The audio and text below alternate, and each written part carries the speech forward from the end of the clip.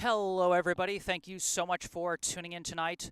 My name is Jesse Mayfield-Sheehan. I am coming to you live from Robillard Field in Arlington, Massachusetts, here to bring you live coverage of today's Lou Tompkins All-Star League 18 and Under Division Summer Baseball contest between hosting Arlington and visiting Brookline. It's going to be a fun contest here tonight, a late night start with the lights coming on out here at Robillard Field. And what's going to make this even more fun and even more special, folks, is not only am I not alone on today's broadcast, I'm actually not going to be running the show commentary-wise. Taking over for me from here on out, I'll be your color commentator, but taking over on play-by-play. You've heard his voice on a couple past broadcasts, but here he's running the show. Brookline High rising sophomore Sam Lowenstein. Sam, the floor is yours, my friend. Thanks for having me on, Jesse. Brookline 8-2, 9-2 record if you count the forfeited win, which every single team got here in the Lou Tompkins League versus Wellesley. So 8-2 for all intents and purposes. Arlington at 3-4. They've had an okay season. Brookline has been pretty dominant throughout. And starting off with the Brookline blue lineup, Devin Chin, number 33, the center fielder. At number 1, Keenan Sawada. At the number 2 spot, number 17, the second baseman. Number 3, Caden Sheehan. Number 7, at shortstop. And at the 4 spot, Jackson Fantuzzi, the designated hitter. Number 5, Noah Klein. At first base, Leo Vankowski. At number 18, number 7, at the 7th spot is Jonathan Liu. The left fielder, James Skeffington. At the 8th spot, the right fielder, Max Mnuchin. At the 9th spot, the catcher, and then Finn Collins, the extra hitter, at the 10th spot. And starting on the mound would be who? Will Buckles for Brookline. He's had a great summer season this year. All right, that is the lineup for Brookline. We actually just got the lineup for Arlington, and I think Sam got my text on that one. So, Sam, give us the starting lineup for Arlington. Yep, just got it. At number 1, the center fielder, Badua, number 12. And then Marshall, number 20, is the second hitter. First baseman, Sousa, is the 3-hole hitter. At the catcher position, Wolets is the 4-hole hitter. At shortstop, Grande. At the 5 spot, the extra hitter, Jay O'Connor. At number 6, we only have first name letters here for Arlington. So O'Connor. At second base, Jay Arsenault is the pitcher. He's going to hit 7th. Kay Lamont, number 33, at the 8-hole spot, the left fielder. And then El Arnecki, number 23, at the 9-hole spot at third base. E. Lachlan, and number 32, the right fielder. And that rounds out Arlington's lineup. All right, excellent. And, yeah, like Sam said, we've only got, for right now, first initials for Arlington. I'm just filling in my stat sheet now. And I might be able to fill in some of the first names from last year's matchup between these two teams if we get lucky. But you know how it is, folks. We always operate with what we've got. And what we got is a fun night of baseball in store for us today. Always fun and special when we get to see baseball under the lights here at these later games in the summer season.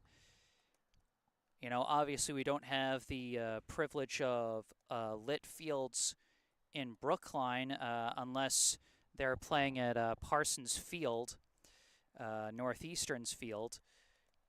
But sometimes on the road, especially during the summer, we can get some of these fun games that create just a real fun kind of atmosphere here. And it'll be interesting to see. Obviously, like you said, Sam, this Brookline pitcher, Will Buckles, he's had a heck of a season so far for Brookline. Expect for him to put on a show on the hill. And it'll be interesting to see how Brookline handles things offensively. They're coming off their weakest offensive week. Last week they had 3 games, didn't score double digits in any of them after scoring double digits in most of their games through their first 7 outings. They did win 2 of the 3 games last week, but did suffer a loss that put an end to a 7-game win streak as they lost on the road at Waltham.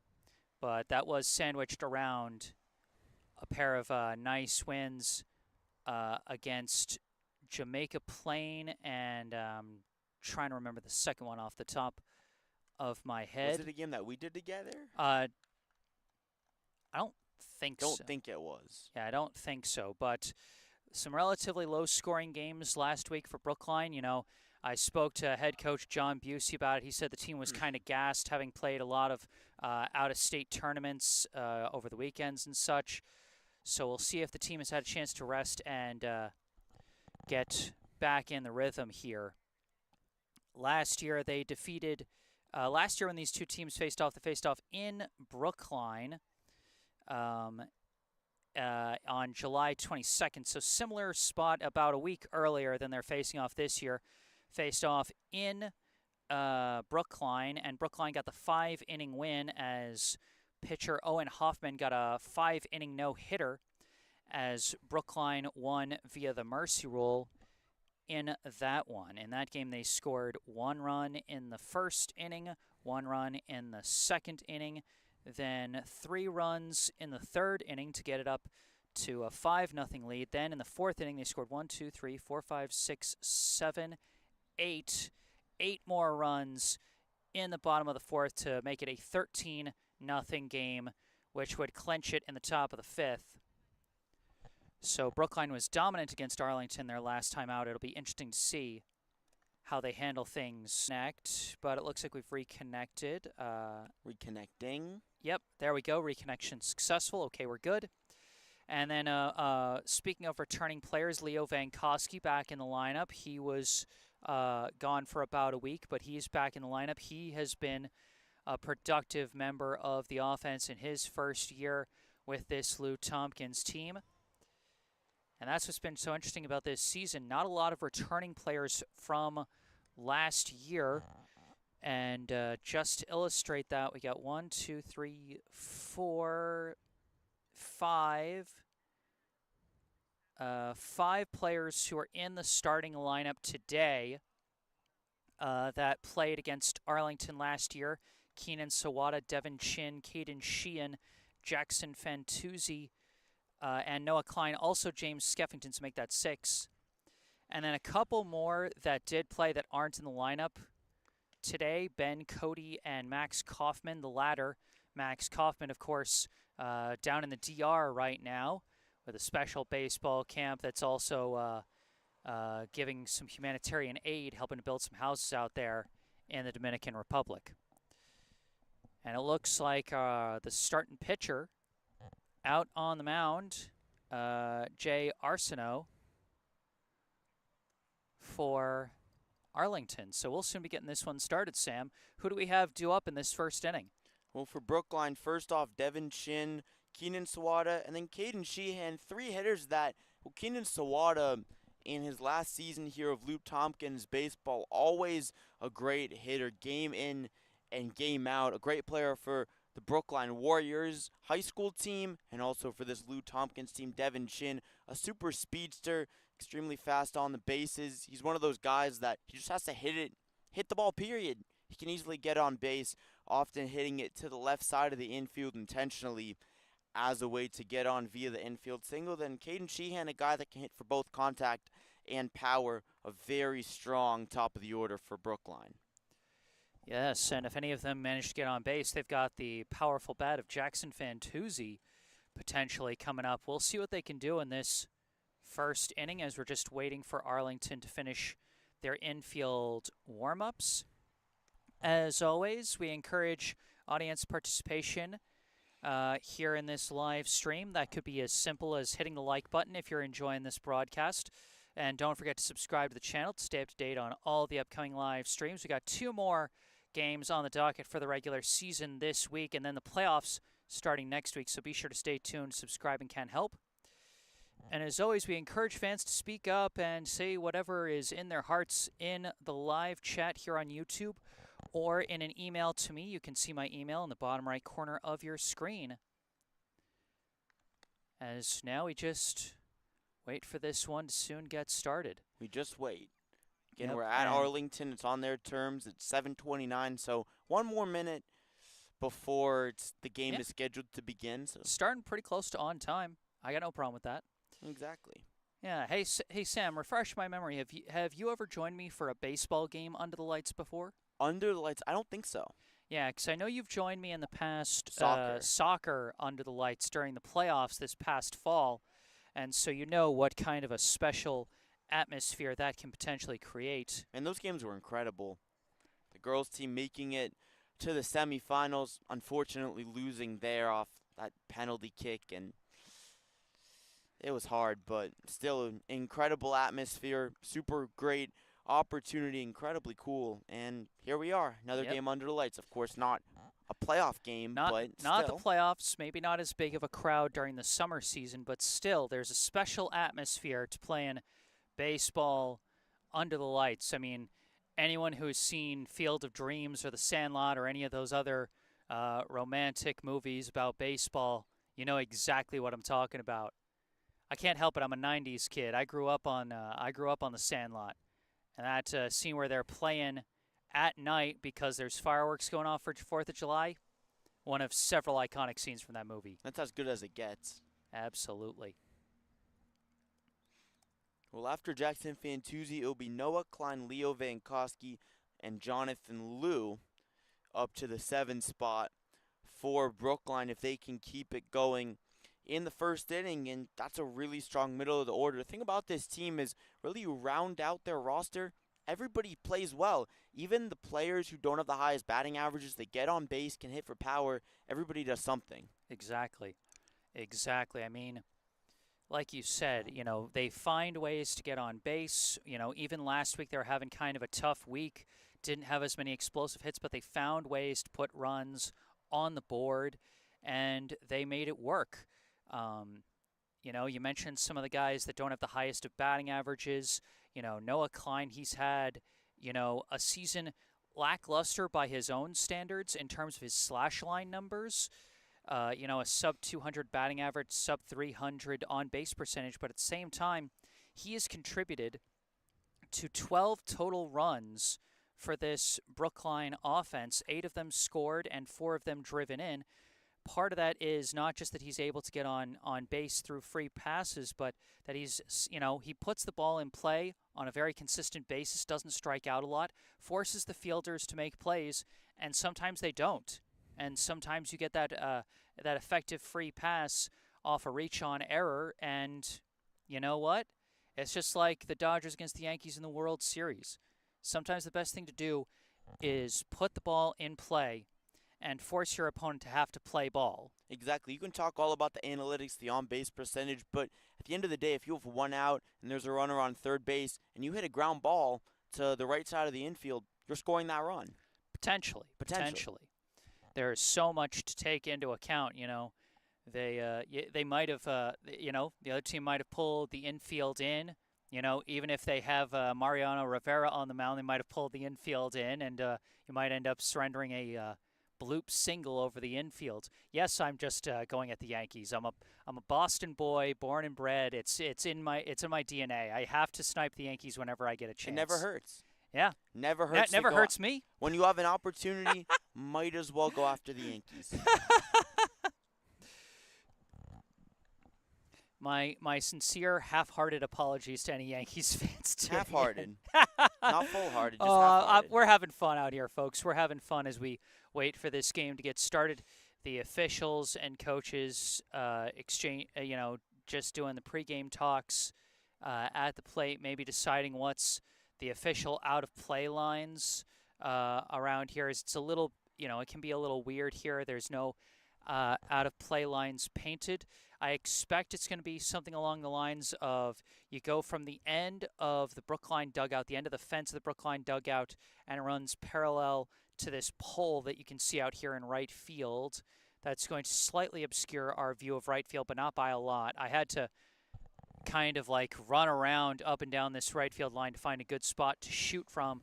Didn't want to shoot from the left field line because then the sun would be right in our faces, and now it's behind our heads, which is a much better viewing experience while the sun is still in the sky. But Decent view for the camera as well. yes. Decent. Even if it's not perfect, it's considering there's Yeah, this exactly. is not an easy place to film at. You know, we don't have a full like ESPN or Nesson crew, and we don't have, you know, high rising bleachers that can give us an elevated spot to shoot from. So this is what we got. Even at the semi-pro games, the Golden Badgers, if you tune into those, there's that little spot at the top of the bleachers you can film from. Every stadium's its own adventure. Exactly. Exactly. But a lot of times at this amateur level for baseball, you don't get as much elevation because a lot of these fields that they're shooting at, they're just playgrounds. You know, they're just parks, so they're not built to be like stadiums. Like there are some places that have that, like I know Watertown has bleachers at their stadium. BC High has got a beautiful stadium, but that's a private school. Exactly. So Private schools are different. private schools are a different sort of animal. Especially with baseball. A lot of good baseball talent coming out of those private schools. In Oh, Brookline, yeah. I forget who it is, but there's one player that made it to the majors, I'm pretty sure, from Dexter at some point. That wouldn't surprise me. Those private prep schools, you know, they bring in, you know, kids as like a means of like being a pipeline to the college game and then potentially the pro game. All right, looks like we're getting set, Here we go. I think. Pitcher Jay Arsenault on the mound for Arlington. I'm sure you'll be all right. Oh yeah, no, that's why we're trying to like stay next to the pole, because that way we're not adding to any danger factor if they. Yeah. Oh yeah, no, I mean obviously protect the equipment, but yeah. Well, Arsenault on the mound. This Arlington team 3-4. Their record going up against Brookline's 8-2 record. Brookline losing one out of their last three. Not even two out of their last three, but a relative slump for the Brookline Blue, where their offense has not been quite as effective as before. But all of their hitters at the top of the order have been very effective. Devin Chin, Keaton Sawada, and Caden Sheehan to round out the top of the order at the top three to start, and we're just waiting for this game to begin. Yeah, I think we're just waiting for. I think one of the umps had stepped away temporarily, maybe forgot the home plate equipment. The mask. Yeah, the mask. You got to have the mask at the least. You know, some of them will also come with the chest protector, but you got to at least have the face mask. 100%. Remember, protect the most important muscle, the noggin. Remember, I was at a Red Sox game once. The umpire got hit. It was a 30-minute delay afterwards, so the mask is extremely important. It's an underrated job for danger. Yeah. I mean, it's an underrated job in general, especially at this level. You know, these aren't, you know, this isn't like Angel Hernandez, a professional ump that's getting paid a big paycheck for everyone to be mad at him. You know, these guys, this isn't their full-time job. They're getting paid peanuts. And I always say the game doesn't happen without them. And, you know, if you don't respect the umpires, if you don't appreciate what they do, you know, they're going to leave. And there'll be no one to replace them because no one will want to do the job. And then the game can't happen. So that's my little soapbox moment for today. You know, thank your local umpires for the important job they do, even if you don't agree with 100% of the calls that they make. Well, now standing in is Devin Chin. Looks like the umpire has his mask, and we're about to get underway. Brookline and Arlington here in the Lou Tompkins League. Devin Chin hitting .565 average, .667 on base percentage, and a .652 slugging, 13 hits, 10 stolen bases, 12 runs, and 3 RBIs. Incredible stats for him. Yes, and remember, folks, any stat marked with a single asterisk means he leads the team outright in those categories, as Chin leading the team in batting average, on-base percentage, hits, and runs scored. As Arsenault's first pitch misses for a ball, the 1-0 pitch to Chin swung on and fouled back into the dirt. before being recovered by the catcher. 1-1 the count. 1-1 coming. Pitch from Arsenault to Chin. Chin swung on. That's going out of play. Over, and that one hits against the netting. No, that missed. That went by the trees. Went by the trees. Hard to see from our angle. 1-2 the count to Chin. 1-2 pitch from Arsenault. He sets and deals. Pitch coming in. Chin swung on and fouled back. Yeah, Arsenault bringing the fastball here. Chin likes to swing on top of the ball, but with the fastball, it never dips as much as you expect it to. It can be very easy to undercut a faster pitch like that. 1-2 pitch.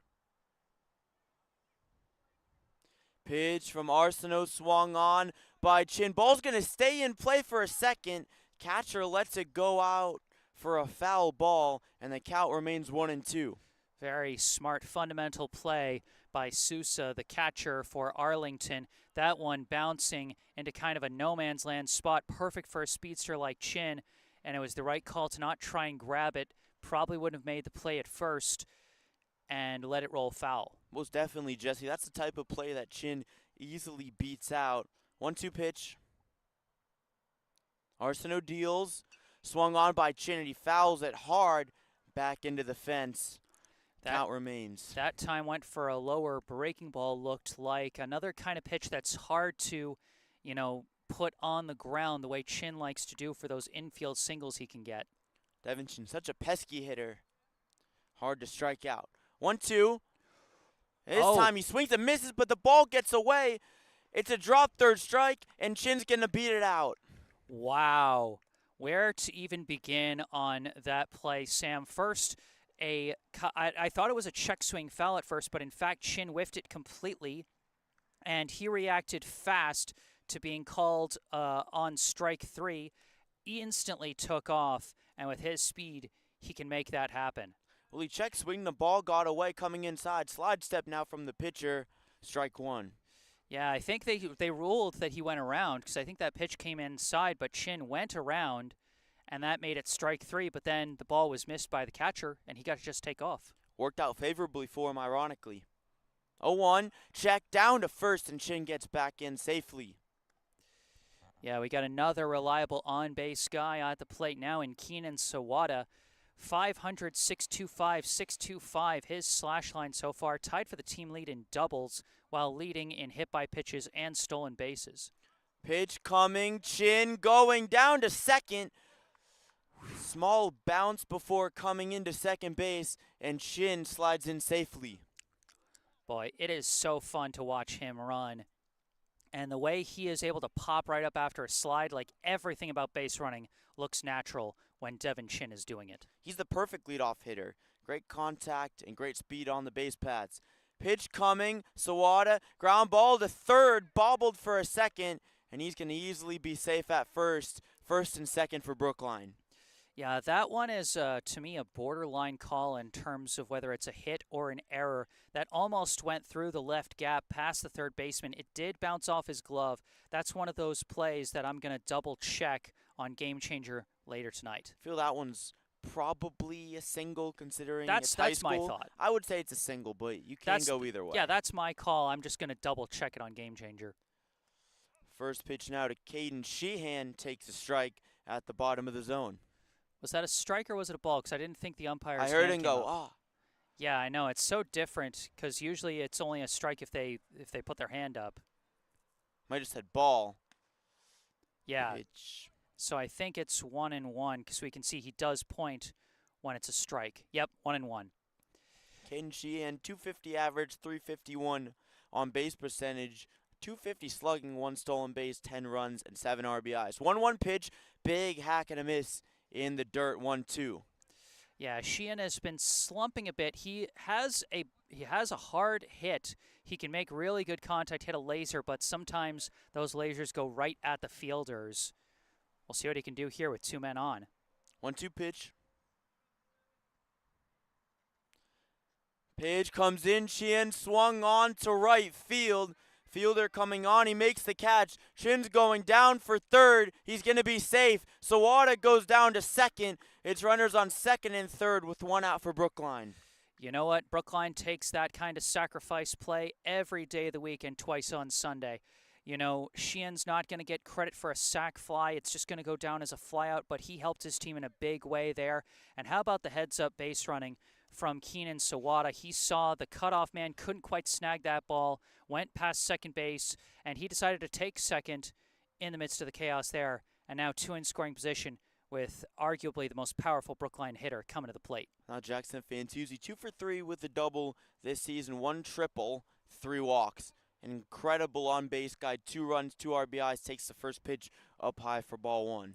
Yeah, Fantuzzi, he's been busy with, club play, and then he's just coming back from a minor injury. So a lot of things have kept him off the field for this Brookline team, but they're happy to have him here. Pitch coming. It's down low for ball 2. Boy, and that one skipped in the dirt. A dangerous ball, but Sousa did a good job blocking it. Anything gets past him. It's a short distance between home plate and the backstop here at Arlington, but with Chin, you never know. 2-0 pitch. Coming from Arsenault. Pitch into Fantuzzi, swing and a miss right down the middle. Yeah, just couldn't quite time up that fastball there. Was a little behind it. But if he can adjust his timing, he could launch the ball if he gets a good pitch. Deal from Arsenault. 2-1. Check swing by Fantuzzi, and he takes ball 3 down. Yeah, a walk doesn't hurt Arlington all that much here, as it would just create a force at every base by loading the bases. And with one out, that can be advantageous. You could potentially turn a double play. Jackson Fantuzzi, a dangerous hitter, double and a triple, and only 3 at-bats, along with his 3 walks. So a guy would not hurt to walk as he fouls off this pitch, 3-2. Yeah, I do like seeing teams still attack the hitter, though, because, an out is an out. If you got the guy at the plate out, it's still 2 outs, and you have the force at first. So, it's still good to try and get the guy, but a walk isn't the worst thing in the world in this situation. You can go either way, but again, you'd still rather get the out. 3-2 pitch from Arsenault. Missed it high and away. Takes ball 4. Good at-bat worked by Jackson Fantuzzi. That's his 4th walk of the season here in the Lou Tompkins League. Putting up incredible on-base numbers now. Brookline with the bases loaded for Noah Klein, who does not have the most impressive slash line, but he's been involved in a lot of runs. 4 RBIs and 8 runs, respectively. And boy, another slightly dangerous pitch there. Again, Sousa recovering it well. Got to keep an eye on that. If anything gets by him, Chin might just try and attack the plate. Well, Arsenault struggled a bit with the location. Missed a lot down low. Saw up high there. 1-0 pitch. This one gets down low. Chin's coming in for home. He's going to be safe. Wide open. He's able to come in. Nobody even around. Brookline takes a 1-0 lead.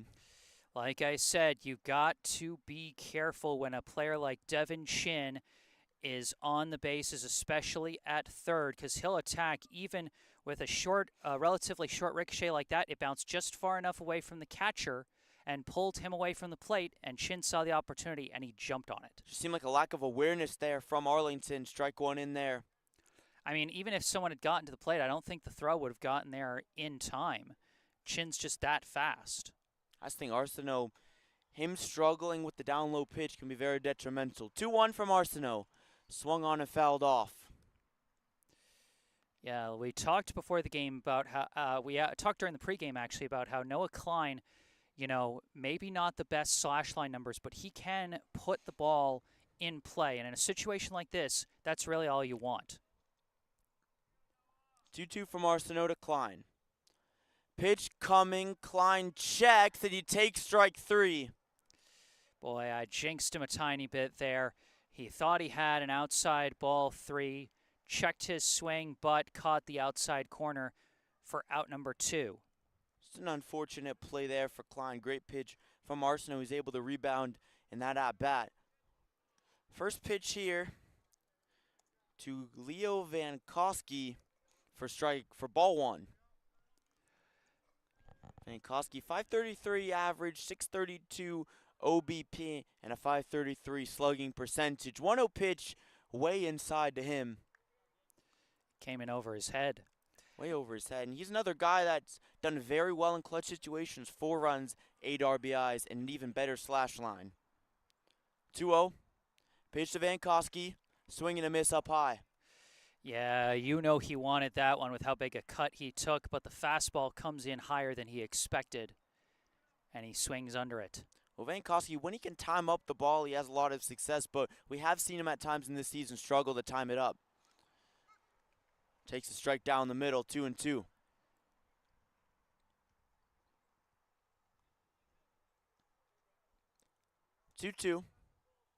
One more strike would end the inning for Arlington. Sawada leading off third, and Vankowski takes ball 3. Boy, full count, 2 outs with 2 in scoring position. We're getting tight situations right from the jump here, Sam. Full count. Pitch coming from Arsenault. Vankowski swing and a miss. Arsenault finishes the inning. It's 1-0 Brookline in the middle of the first. Yeah, big rebound from Arsenault after the early struggles to start the inning. And he got 3 strikeouts and 4 outs in that effectively because the inning started with a dropped third strike. But being able to rebound in a situation like that, bases loaded and then second and third with 1 out and a run already on the board, and you rebound with back-to-back Ks, that's a big performance from him. When you really think about Arsenault, had a very effective inning, just struggled with a couple pitches down in the dirt. Devin Chin was able to steal home, but besides that, he was very good and effective in damage control as well. Well, now it's going to be Brookline's turn in the field as Will Buckles is warming up. This is going to mark his 5th start for the team, a team-leading number of starting appearances. He's got a 3-0 win-loss record, a team-leading 20.1 innings pitched, a 0.69 ERA, a 1.08 WHIP, and a team-high 31 strikeouts. Very impressive numbers we've seen from him so far this summer. Most definitely, Jesse. If you want to talk about damage control, Will Buckles has done that incredibly effectively. In one of the games that we did together, Will Buckles, he had a perfect game going for many innings into it. Yeah, I think he had that perfect game going into something like the 5th or the 6th or something like that. Lost it to a base hit, but still finished a complete game shutout in that one. So he has been having a heck of a season. One heck of a season is right, and he's looking to add on to it in a game that definitely is important for Brookline, as we have some We got a couple notes. chats. We got a couple notes in the live chat from Jim Aggins saying, Jesse, your broadcast is breaking up. Hopefully you can fix it. But then also saying thanks. You're welcome. Maybe it's better. Maybe it fixed itself. Thank you to the Wi-Fi. Yeah, it might. You know what it might have been? That point where it disconnected and then reconnected.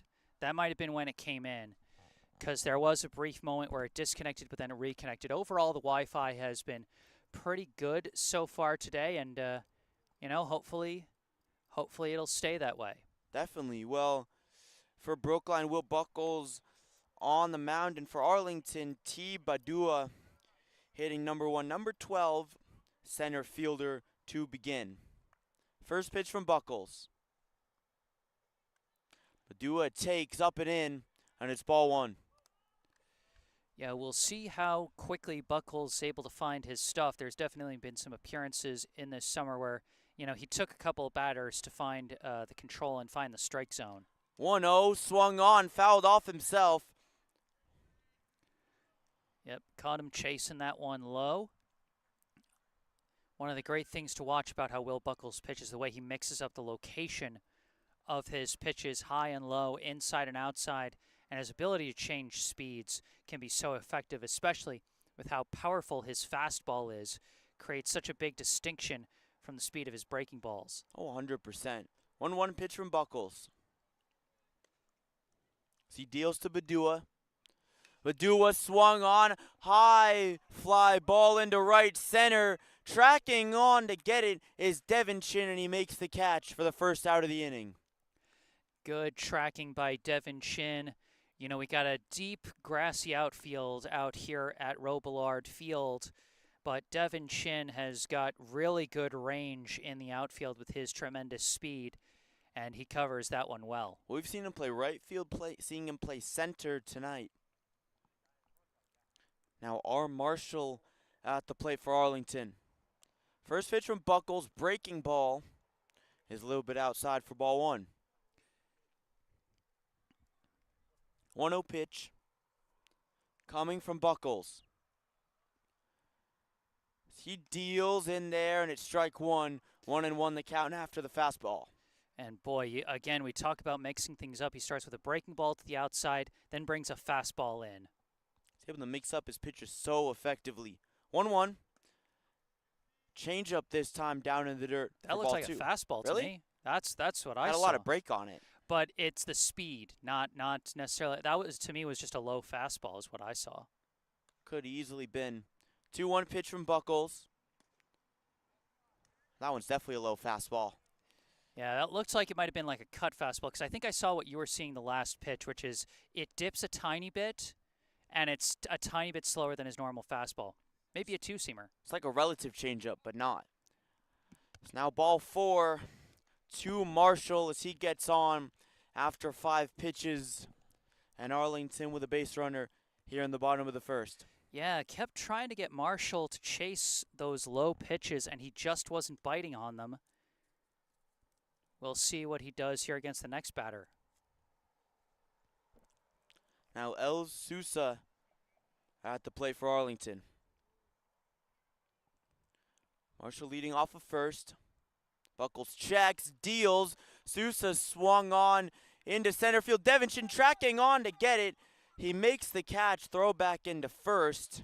Marshall stays at first base, and everything stays the same the second out of the inning. Yeah, again, good tracking from Chin. You can see that, like, with how deep the outfield is, and also with the sunlight getting away from us, it can take a little bit longer to track things, but Chin's got speed to make up for that with another nice catch. Now Wallett's at the plate. Takes ball 1 at the top of the zone on a fastball. And it'll be interesting to see what Arlington does with their runner on first, Marshall, as Buckles, a lefty, has an easier pickoff throw to first if he decides to try and check the runner. Pitch from Buckles. Taken on the outside part of the plate. Another fastball, and it's strike 1. Exactly. You don't always have to change up speeds. Sometimes you just vary up the locations, and you can still freeze the batter. 1-1. Runner going to second. Curveball off-speed pitch in, and Marshall easily scampers on over, standing up. Yeah, it seems like Buckles is just focusing on the hitter here with 2 down. Not as worried about the base runner. Just 1 strike away from ending the inning. 1-2. Pitch to Wallets. Buckles looking back at second.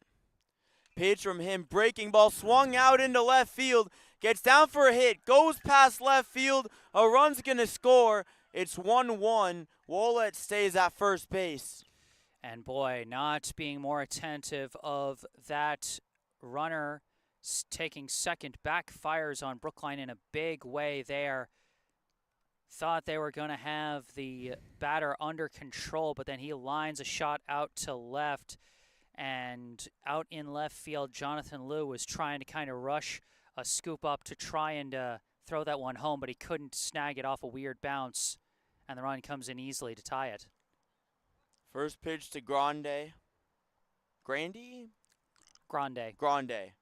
M. Grande at the plate, number 28, the extra hitter for Arlington. Pitch coming from Buckles. Runner leading off of first. Buckles pitches, big swing and a miss on the fastball. 1-1 the count. Still 2 down. Just got to get one guy out. And on that play from Jonathan Liu, if he was able to make the scoop, could have thrown the runner out on at home potentially. Manukin drops the ball, and Wallets gets down to second to have a runner in scoring position now for Arlington. Boy, another runner in scoring position, and this time on a passed ball. That's rough there. Pitch coming to Grande. Deals from Buckles, swing and a miss. Got him down to their last strike again. Wasn't able to finish on the last one. Will he be able to finish this one? Now a 2-2 count. Again, Arlington down to their last strike. Buckles just needs to put him away. 2-2. Pitch from Buckles, popped up. Out of play. And out of play, way out of play. Behind the batting cage netting behind us. Yep, able to stay alive on that one. Give more of a battle to Buckles here. And Buckles has done very well. Arlington's been able to have good base running. That's the reason why they've tied this game. As well as the error from Lou. Swing and a miss. Buckles strikes out Grande to end the inning. 1-1 at the end of one. Boy, and a great answer from Arlington. Brookline seemed to be in a dominant position early in the top of the first, getting the bases loaded, getting a run across the plate. But then they rebound nicely on defense. And then, again, Brookline seemed to have their number in the bottom half. 2 outs and only a runner on first, but then all they needed was a steal and a single, and they tied it right back up. You know, it's not always about how many guys you can get on base. It's about how many you can get across the plate. It's about how well and how consistently you can deliver in those situations where you have the chance to drive someone in. And Arlington was able to drive someone in. Brookline actually wasn't. Their only run scored came on a wild pitch. And also, Jesse, the question is, can Arsenault keep pitching well after he weathered the storm in the first? Can he continue that success? Because Brookline had a great opportunity. Arsenault was able to get out relatively unscathed. Besides the stolen base, the home stolen base by Devin Chin. Yeah, the score on the wild pitch, technically. Wild pitch. But you go back and think about it. Brookline hit one ball out of the infield that entire first inning. For as much pressure as they were able to put on, one was on a dropped third strike. One base runner was off an infield hit that was close to being an error, and one was on a walk. So while Brookline put on a lot of pressure, they didn't, get a lot of big swings out there. And when they had an opportunity to make some big swings, they whiffed. So you come out of a jam like that, having prevailed and minimized the damage, and then your team gets you back a run to tie things up. That can do a lot for a pitcher mentally to get him to lock in for the next frame. Well, now Jonathan Liu at the plate for Brookline, .250 average, .464 on base percentage, a slugging percentage of .250, 2 stolen bases, 6 runs, and 8 RBIs. First pitch swung on by Liu over in foul territory, and it is caught by the second baseman. He falls over, and what a catch by him. That was actually in fair territory there. If that had dropped, it would have been a single, and that's one of those dangerous kind of balls that can sometimes turn into a bloop single unless your fielders are communicating properly and have the range to get over in time. And that ball did hang in the air long enough to give Arlington a chance to make a play on that ball, and give them credit. They made that play. That was awfully close to foul territory, right on the borderline. Now James Skeffington at the plate for Brookline, 2 for 3 this season with a double. Skeffington fouls the first pitch off high and out of play. He has 3 stolen bases, 3 runs, and 1 RBI.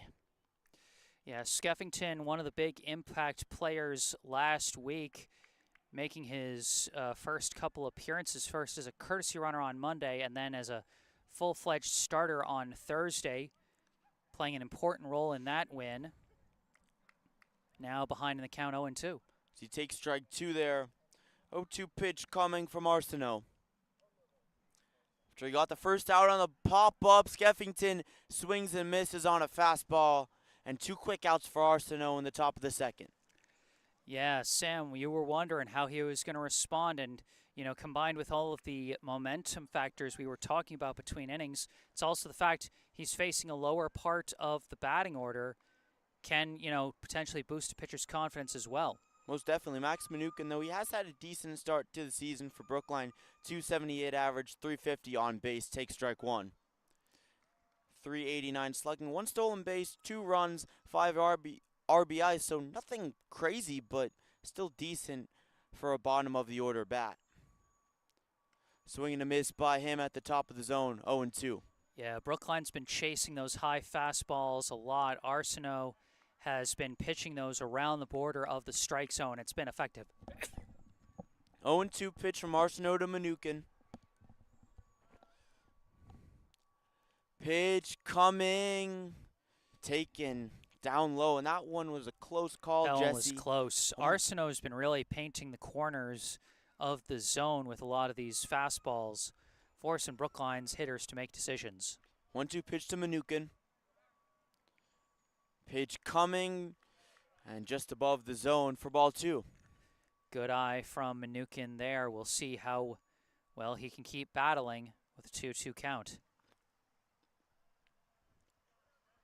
Pitch coming. Manukin kind of check swings for a second. They say he swung, and that's the inning. A 1-2-3 frame for Arsenault to end the top of the second. Yeah, I don't know if they said that he swung or if they said it was in the zone. Looked like it might have been a called in the zone to me. Hard to tell from this distance, but either way, a very strong performance from Arsenault. He's actually got 5 strikeouts already this game through 2 innings. One of them turned into a dropped third strike, but the other 4 went for outs, and that includes back-to-back strikeouts in each of the first 2 innings to end the frame. Well, definitely, and whether that was a swinging strikeout or a looking strikeout, same result. A great inning from Arsenault. And again, we talked about it, Jesse. Was he going to be able to continue that momentum from the end of the first inning? And 100% he was able to after he got a quick out on the pop fly, which was caught by the second baseman, O'Connor. Arsenault, he just kept on rolling. He was able to finish it off. And now Brookline has to continue to pitch well off the back of Will Buckles. Absolutely. And we talked about how Lou Buckles looked like he was going to be cruising through that first inning up until that 2-out RBI single by Wolitz kind of put a damper on things. So, it'll be a question of whether Buckles can keep up that early domination that he had in the first inning and whether he can finish a little more cleanly without allowing any runs. Well, if history repeats itself, Will Buckles has played quite well this season. Still an incredible ERA. He came in to this game with a 0.69 ERA, which is just unbelievably stellar. He had that complete game shutout that we called, and here he starts the bottom of the second, first pitch strike. At the plate is Jay O'Connor for Arlington. Second baseman, the one that made the catch on that pop out. 0-1. O'Connor dodges out of the way. May have gotten hit there.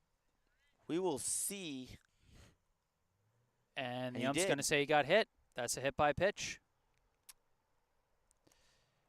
So O'Connor gets hit to start the inning. He goes down to first base, and that's not exactly the ideal start that Brookline was looking for here in the bottom of the second, but still facing off against the bottom of the order now, the bottom part of the order. Arsenault, the pitcher, standing in now for Arlington. First pitch to Arsenault. This one gets away. O'Connor jogs down to second on a wild pitch, and a runner in scoring position now for Arlington. Boy, I've talked about how sometimes Buckles starts innings a little bit out of control, and this one is not great. His first hit by pitch of the summer that time, and then the wild pitch puts a runner back into scoring position. Well, a swing and a miss by Arsenault to even out the count now at 1-1. Runner leading off of second. 1-1 pitch. Taken for strike 2. Yeah, nice pitch around that high part of the zone, kind of similar to what Arsenault has been giving to Brookline all game so far. 1-2 from Buckles. Pitch coming, Arsenault, swing and a miss, and he strikes out. Will Buckles gets his first out of the inning. Yeah, again, we've talked about the good mix-up of locations and being able to go, low, high, and then inside, or outside, high, and then inside for those 3 strikes. Great variety from Buckles. First pitch to K. Lamont, the left fielder for Arlington. Will Buckles on that hit by pitch, he went far inside on the hit by pitch, and then he went far outside, struggling with command to both ends. 1-0 pitch to Lamont. Dealing from Buckles, and it's up high on a fastball, 2-0. Yep, again, got to make sure he maintains that control. Arlington has shown that if you let things slip even a little bit, they can take advantage like they did in the first inning. 2-0 pitch. Pitch to Lamont. Buckles deals. Lamont swinging a miss on a breaking ball. Was that one? Did it have a little bit of break on it? It Looked looked like it came it. out of. Yeah, it's so tough to tell because he throws everything hard, right? And so sometimes it's tough to tell the movement and the variety of speeds because he's got so many weapons. This one swung on, pops off the third baseman's glove, taken in by the shortstop, but the throw gets away. Unbelievable. Boy. And Lamont gets down to second. Boy, what a wacky play. I'm not even entirely sure how to score that one, but for now, I'll call it a fielder's choice, and everyone's safe on an E6, E5 maybe. It was a heads-up play by Sheehan to recover, I think that's Sawada over at short actually now. I think they might have swapped. Sawada was trying to play backup and recover that ball after it bounced off the glove of the third baseman, Vankowski. It came off the hand of Vankowski, went into the hand off the bounce to Sawada. Then Sawada misses the throw to Vankowski, swinging a miss here. And then the throw misses. The runner gets down to second. Everybody's safe. That's one of the wildest fielder's choices you'll ever see, Jesse. Absolutely. Pitch coming from Buckles. Now to Arnecki. Swings and misses. A lot of swing and miss strikes here for Will Buckles in these first 2 innings. Even though he's had some of the command struggles, when he's gotten guys out, he's done it in a dominant fashion. 1-2. Pitch from Buckles. Another swing and a miss. Gets his second strikeout of the inning. And that's a huge one, Sam. With runners at second and third and only 1 out, they had the entire infield pulled in, ready to try and make a play at home. But now they can just focus on getting the batter out to get out of the inning unscathed. Now E. Laughlin, number 32, the lefty right fielder at the plate. He takes ball 1 just below the zone. Boy, it almost looked like the ump was going to turn and point for a strike, but in fact, you're right, it was an outside ball 1. Seems like he thought about it. Again, there's always a new umpire code every game. You never know. 1-0 pitch from Buckles. This one is a strike. He does the same turn and calls it. This time he points. This time he points. Remember, there was that one game, the umpire said something whenever it was a strike. Something weird. Yeah. When he pointed, it meant outside. 1-1. Swung on over the third. Brought in by Vankowski. Throw over to first. And Brookline escapes the inning. Yep, good rebound by Vankowski. He and Sawada had that difficult play over at third earlier in the inning, but nicely executed there for the third out. Arnecki. Thank you. Thank you.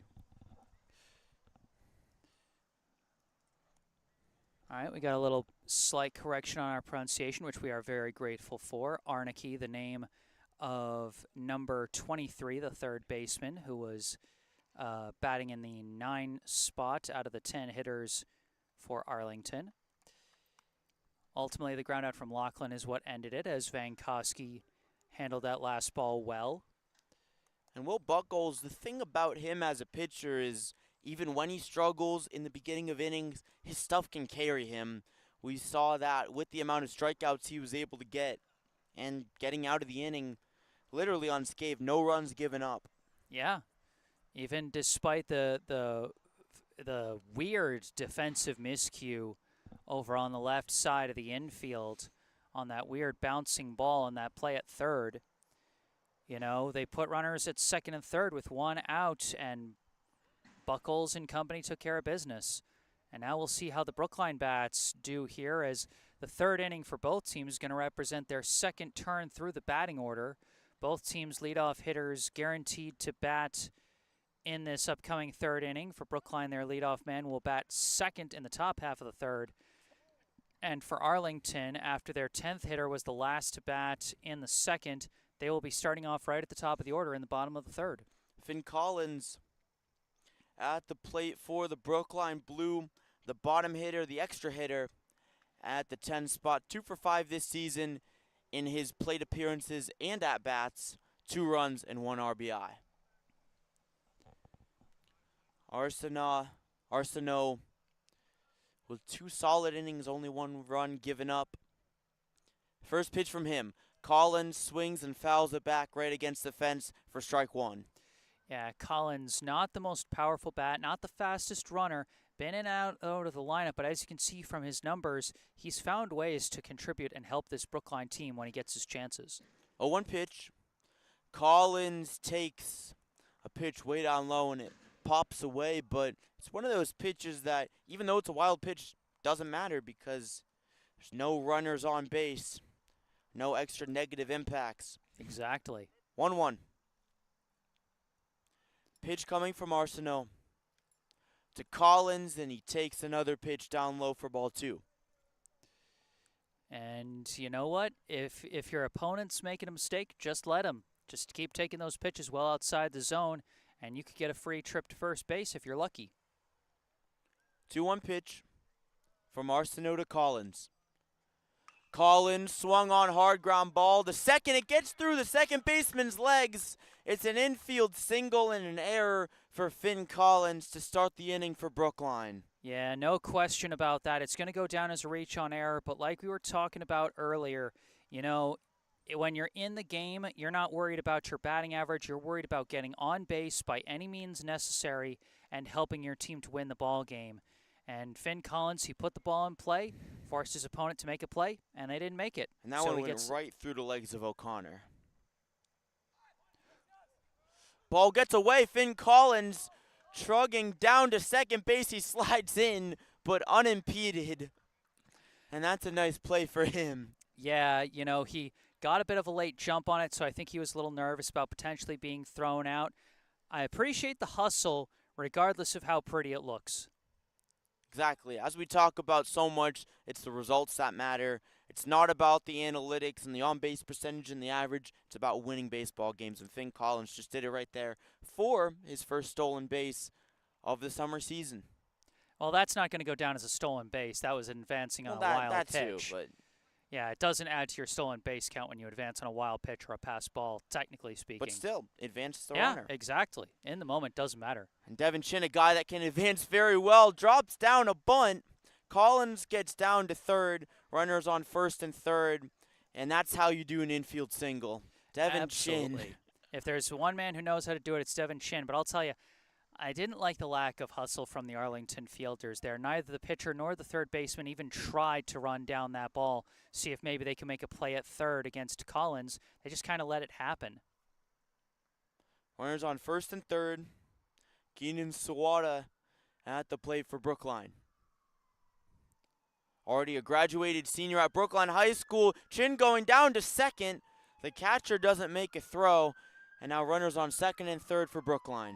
Yeah, he faked the throw, hoping he could catch Collins between the bags. No dice there, as I think that pitch was called ball 1. I'm not sure. Pitch from Arsenault to Sawada. 1-0. Deals, and it's a strike at the outside part of the plate. And waiting to see if the ump signals the count. Nope. Nope. Got to figure it out. 1-1. This one gets down and away. Another bouncer from Arsenault. He's had trouble with those That's Yeah. how Brookline got their first run. Devin Chin stole home on a wild pitch. That's why Brookline blew her on the board with no outs, a dangerous scenario. 2-1. Pitch to Sawada. Keenan Sawada. Little chopper pop-up. It gets through the entire infield.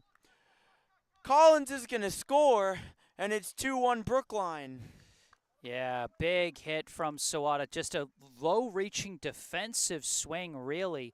And he just managed to chop it, almost a pop-up in the middle of the infield there, just barely out of reach for the shortstop as it bounces past him and past the second baseman into the outfield. Collins was being a little cautious just in case that turned into something where he could get thrown out. So he's the only one that's going to score. Chin holds at third, but Brookline takes back the lead. Big play there. Well, I must say, Jesse, watching warm-up says Sawada's going down to second. Catcher merely fakes the throw. Sawada steals second, standing up. Again, 2 runners in scoring position for Brookline. Yeah, Arlington's not going to take any chances with a speedster like Chin on third. They're not even going to try and throw down to second on that play. Pitch here to Sheehan. Takes a strike. Sheehan last time up flew out to right. A fly out here could bring in a run for a proper sac fly if it gets it out to the outfield far enough. Well, I will say, looking at Arlington's warm-ups as he fouls this one off, they struggled a lot in the infield. That was a noticeable thing. There seems to be a fielding discrepancy between the two teams, and that's a big reason why Brookline's had so many base runners, especially on these little infield hits. It's a great example of you just have to hit the ball, and good things will happen. 1-2 to Sheehan. Taken up high for ball 2. Boy, and Sousa's got to be on his game in this situation. A ball bounced away from him earlier this inning, but it was Finn Collins, a slower runner at third. Devin Chin's the fastest guy on Brookline's roster, and he's the one standing at third now. 2-2 pitch. This one bounces, but a great play by Sousa to adjust and save a run. I was about to say, literally saved a run there, because we've already seen Devin Chin will come in if the pitch gets away. 3-2. Full count now. Coming. This one is taken for ball 4, or what? Was it, maybe it was a 3-1 count, or maybe it was 2-2, or 2-2. maybe possibly. I don't know. Well, we haven't figured out the full umpire code. It's awfully complicated. Well, the pitch swung on, bouncer to short, fake to home, throw to first, and 1 run comes home from third. It's Devin Chin, 3-1 Brookline on the ground out. Yep. Like we said, Caden Sheehan, he's getting the job done in terms of helping to move his teammates along the bases. Even if he's not getting hits, even if he's not helping his own batting average, he's helping his team, and that is exactly what you want from one of your veteran leaders like Caden Sheehan. And he also got an RBI. This time, yes. This time he did. Jackson Fantuzzi, big power hitter at the plate. Throw down to third, and the runner's safe. Boy, I talked about how much I love to watch Devin Chin run on the bases. If there's a close second, it's Keenan Sawada. He is just daring every time, going head first into there, full Charlie Hustle style. Boy, look at him go on that play. He just full dive, utter commitment. He just lays his body on the line for that play. Any idea whether that first pitch was a ball or a strike? Because I know that one was a swing and a miss for a strike, but I'm not sure if it's 1-1 or 0-2. Looked like the first pitch was a ball, but... All right. Well, for now, 1-1 to Jackson Fantuzzi. Catcher drops it for a second. That one was a ball. Yeah. That one was a ball. Yeah. We're catching up. We're getting there. We're getting there. Figuring out the code. 2-1 to Jackson Fantuzzi. Jay Arsenault, the pitcher for Arlington. 2-1 pitch. Fantuzzi takes the strike, and it's 2-2. Yeah, Fantuzzi reached on a walk his last time up. If he can put the ball in play with a runner at third and only 1 out, a good chance to bring that runner home if he can get bat on ball here. 2-2 pitch. Coming from Fantuzzi with Sawada on third. Taking a big lead. Full count. Now it's a full count. And now it's a full count. Excuse me there. Now it's a full count. Yeah, gutsy watch by Fantuzzi. Arsenault has been living on the edge of the strike zone for much of tonight, and a good eye by Fantuzzi to get ball 3. And when Arsenault's been able to locate his pitches, he's had a lot of success. He's just struggled with location. This one's taken down low, and we guess the count right. Fantuzzi walks. Back-to-back free passes. That's 5 free passes now for Fantuzzi in just 8 plate appearances. He is tied for fourth on the team in walks, and he's only played in a few games. That just shows you how scared pitchers are of him and how good of an eye he has when at the plate. And that combination is deadly. Now for Brookline, Noah Klein at the plate. Pitch from Arsenault, little slide step. Ball gets away for a second, but Seuss is able to adjust. Yeah, and we got another fast runner on third for Brookline. So again, Seuss's job so important. And we'll see what Klein can do. He went down on strikes, left some runners stranded his last time up, so you know he wants to put something in play here. 1-0 pitch to Klein. Pitch from Arsenault, this one up high. Seuss didn't have to adjust too much on that one, but still a ball 2-0. And he's going to go out and talk to Arsenault, and I definitely agree with the timing here. You just gave up a walk. You're 2 balls into a batter that you struck out last time, so you know that you're able to handle this batter when your stuff is working. So, you know, you don't want to let your control and your stuff get away from you too much and potentially load the bases here. You don't want to be giving your opponent free stuff.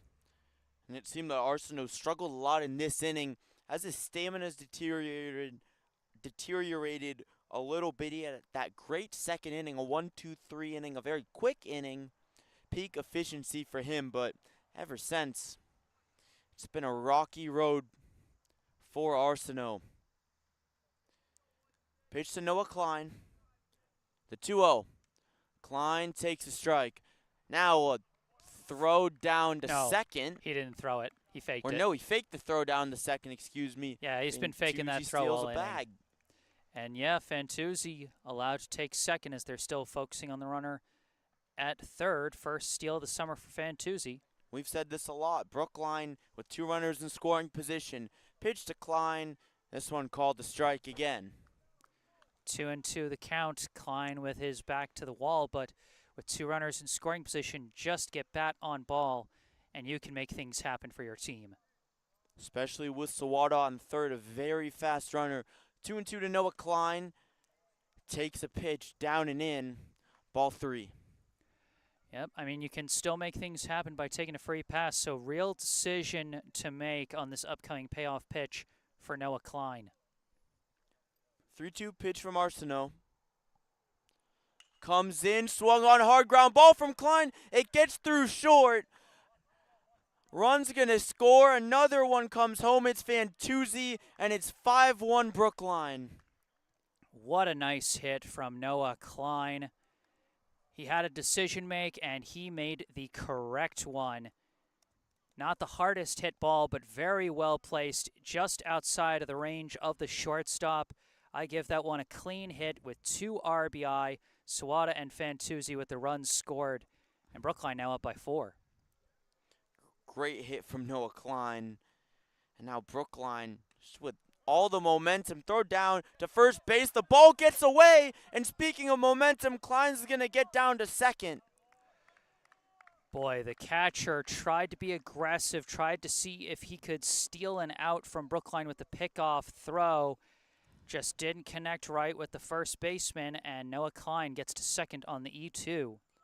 And again, maybe not a stolen base to his stat sheet, but, you know, with 2 RBI, he's already added nicely to his stat sheet today, and now could potentially add another run scored as he stands in scoring position with Van Koski at the plate. And really, Jesse, Noah Klein's one of those guys that even if the stat sheet doesn't show up, he'll get hot eventually, as we saw there. And he didn't hit it awfully hard, but he hit it in the right spot. He did the right thing, and this Arlington infield has struggled throughout the game. Their outfields look good, but the infield hasn't been particularly sharp.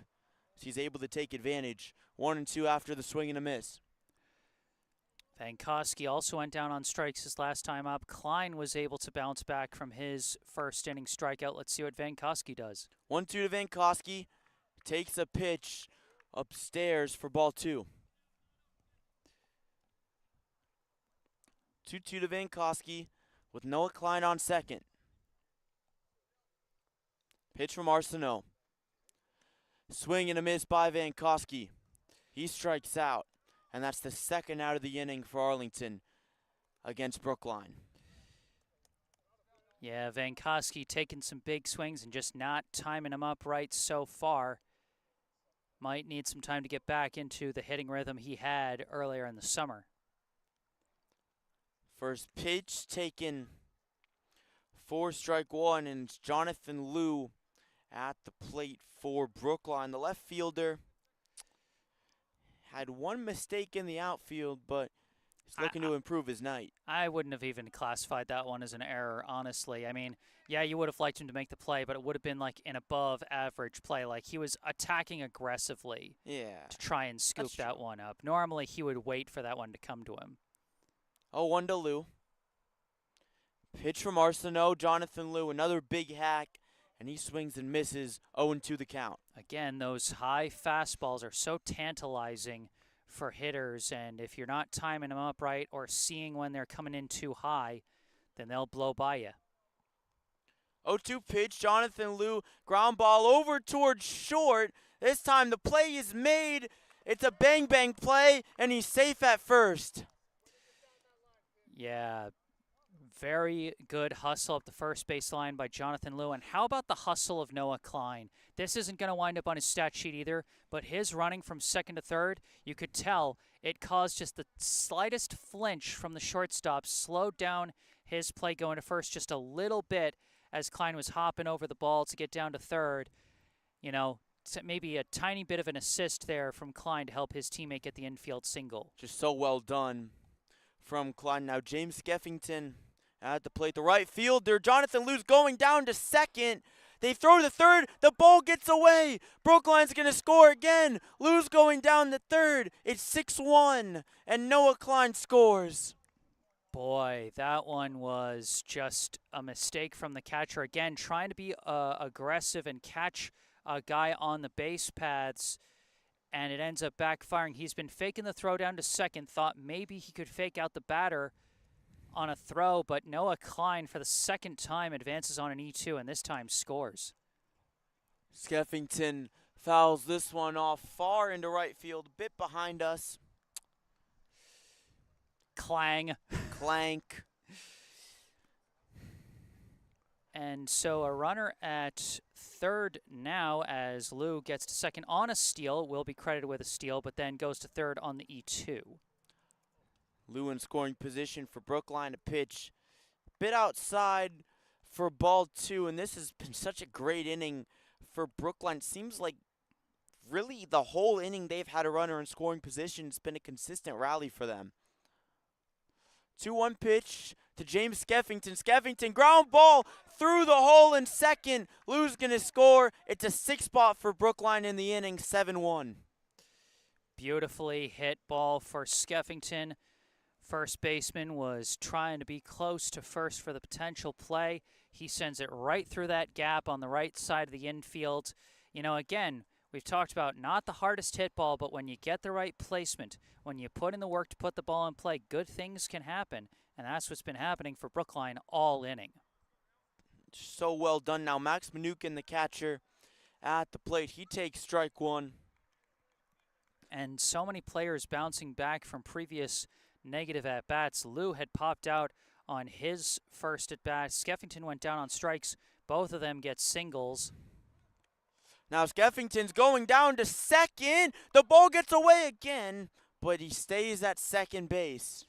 Yeah, usually good to stay at second on a play like that. The center fielder is going to be backing it up. Might throw you out at third if you try and get too aggressive.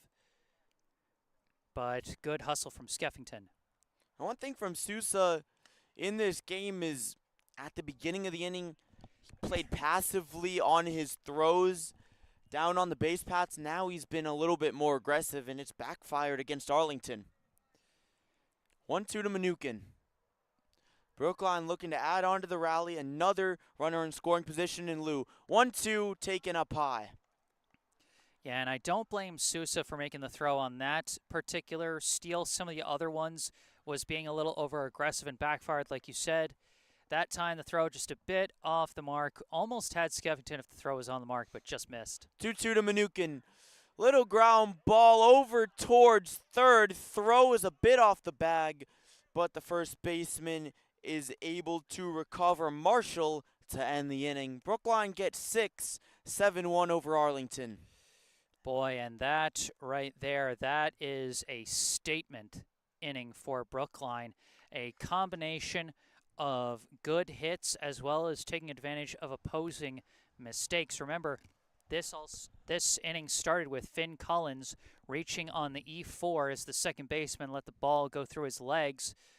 Then then back-to-back singles from Chin and Sawada. Sawada driving in Collins for the first run of the inning.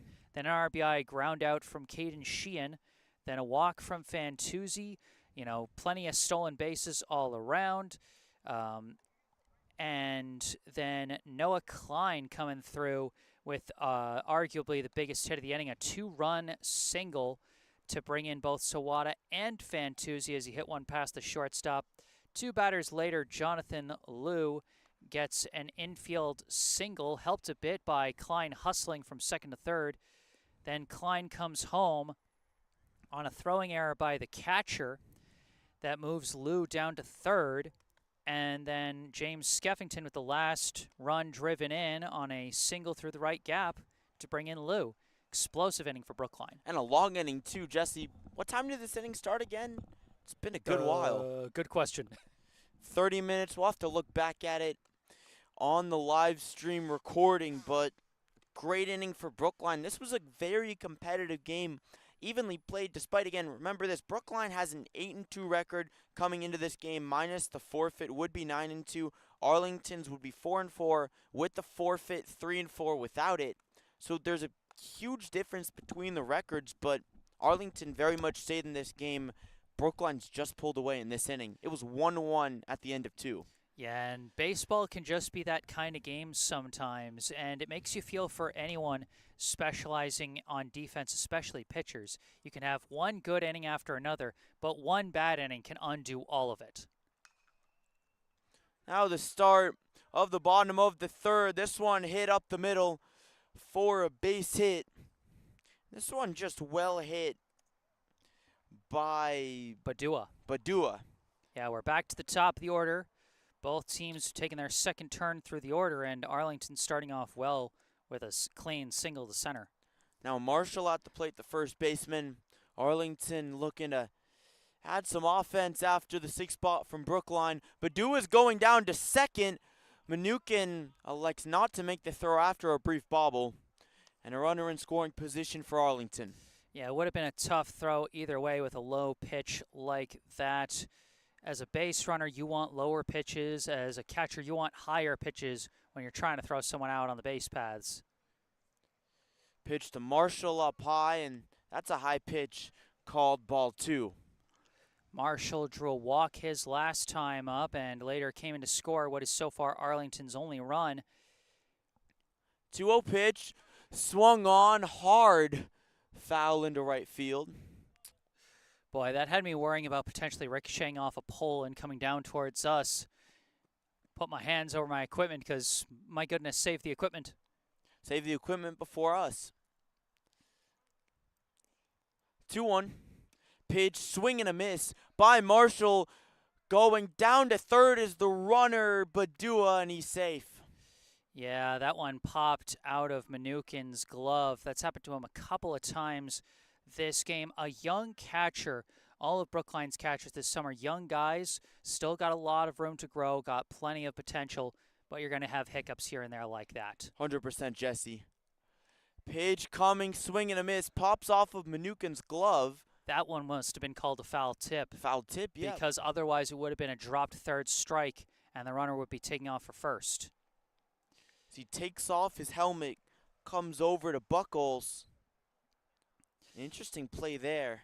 And we got a couple of notes in the live chat during this mound visit. Might as well go through them. Barber Joe Metzger, one of our regulars, saying, "Go Brookline from Grandma in Buffalo, New York," and hi to Jesse and Sam. And another one of our regulars, Joanna Selikoff-Fricke, supporting Brookline's team, Jesse and Sam from way out west. Good to hear your voices. And we are happy to provide the voices and the entertainment here with this live stream of this ball game. Thank you, as always, for tuning in. As Brookline with a huge lead here, but Arlington's starting to put some pressure on here in the bottom of the third. Pitch coming to Marshall. Swung on towards third base and fouled out to left. Yep, just got a little out in front of that one, as he's probably like trying to time up for Buckles' fastballs and got a slight off speed that time. 2-2 pitch from Buckles. He deals upstairs, received by Mnookin, and it's 3-2 full count. Trying to mix up the speeds there, but the ball came out a little too early in his delivery and comes in way high. 3-2. Pitch from Buckles. Swung on, hard hit, ball into right field, and it's caught. Throw in. The runner's going to stay at third base, Badua. So a good job from Brookline there in the outfield. That's been a big difference. A strong throw coming in from James Skeffington. And, yeah, that's a huge difference, Jesse, when you think about it, between these two teams. Arlington's fielding has struggled a lot, especially in the infield. Brookline's had a lot of great plays made by Skeffington there, and also Devin Chin. Yeah, no, I'm surprised the runner didn't go. I thought for sure, and I thought I saw a player. He came home, too. That's what I thought. I'm glad it's not just me. I was feeling kind of stupid there, because I thought I saw a blur come across home plate, but then I looked back after you had said the runner stays third. I'm like, did he? And I look over third, and there he is, and I'm like, I guess that's why Skeffington didn't rifle it home. His teammates saw that the runner held, and they told him to hold up a little bit and not risk making a wild throw home when he didn't have to. 0-1. Pitch coming to Sousa, and the ball gets away, but it ricochets quickly back.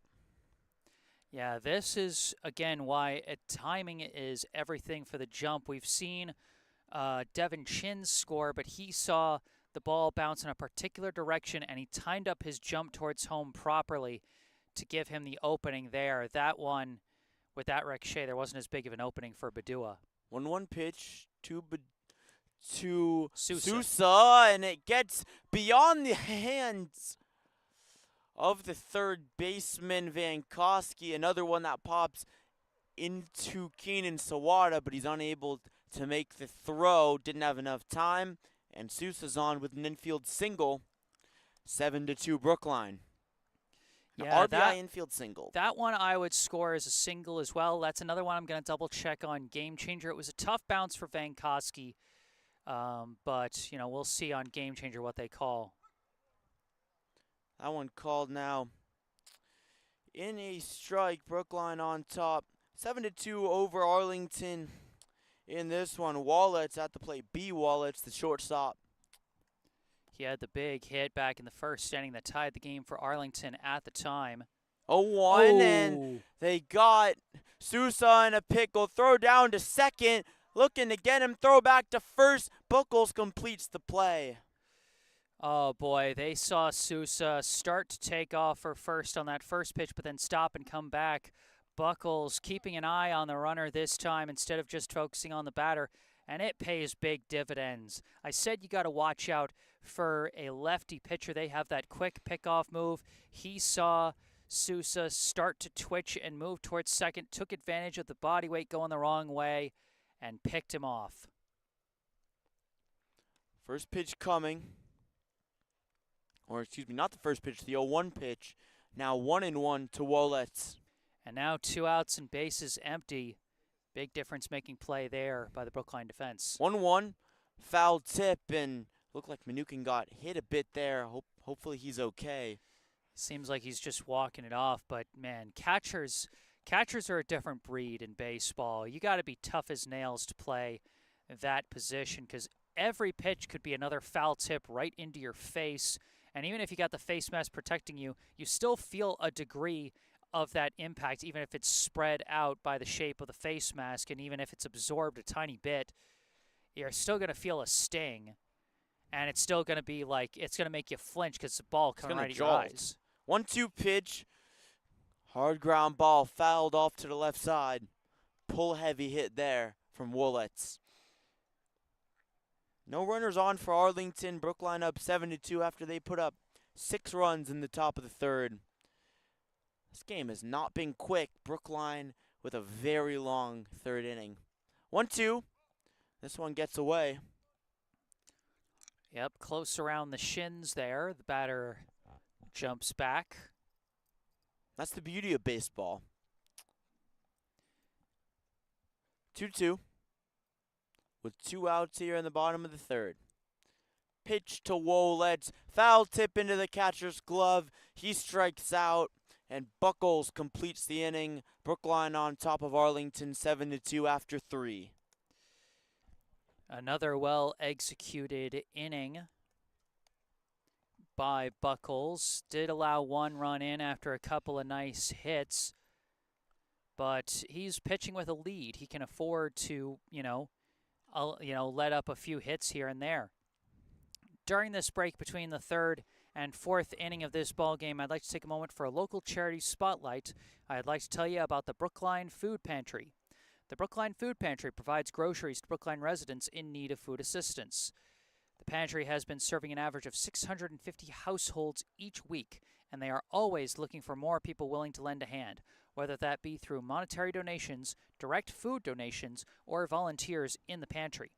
Food donations can be made at United Parish at 210 Harvard Street in Coolidge Corner on Wednesdays and Fridays from 9:30 a.m. to 12:30 p.m. Monetary donations can be made online at the Food Pantry's website, brooklinefoodpantry.org.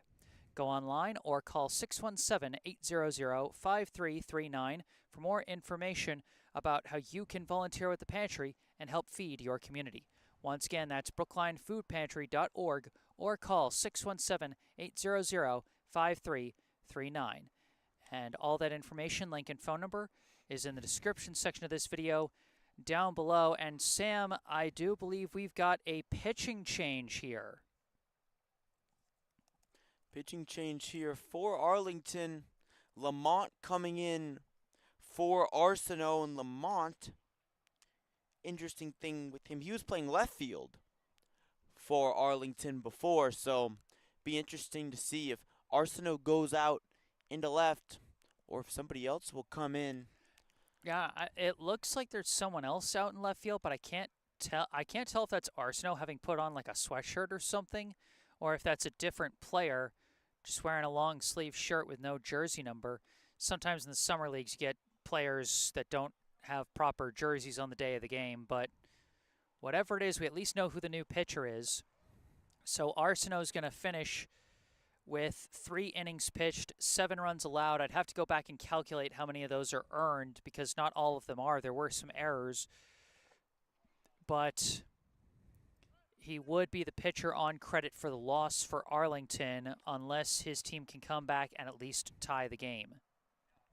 And he had some bright spots in this game. That third inning was difficult, but as you just said, Jesse, awfully due to because it was in big part due to because of the hits and errors, or just pretty much just a lot of hits, but a lot of errors. Yeah, there was really only 2 or 3 errors of consequence there. There was the error on Collins's grounder and the throwing errors by the catcher.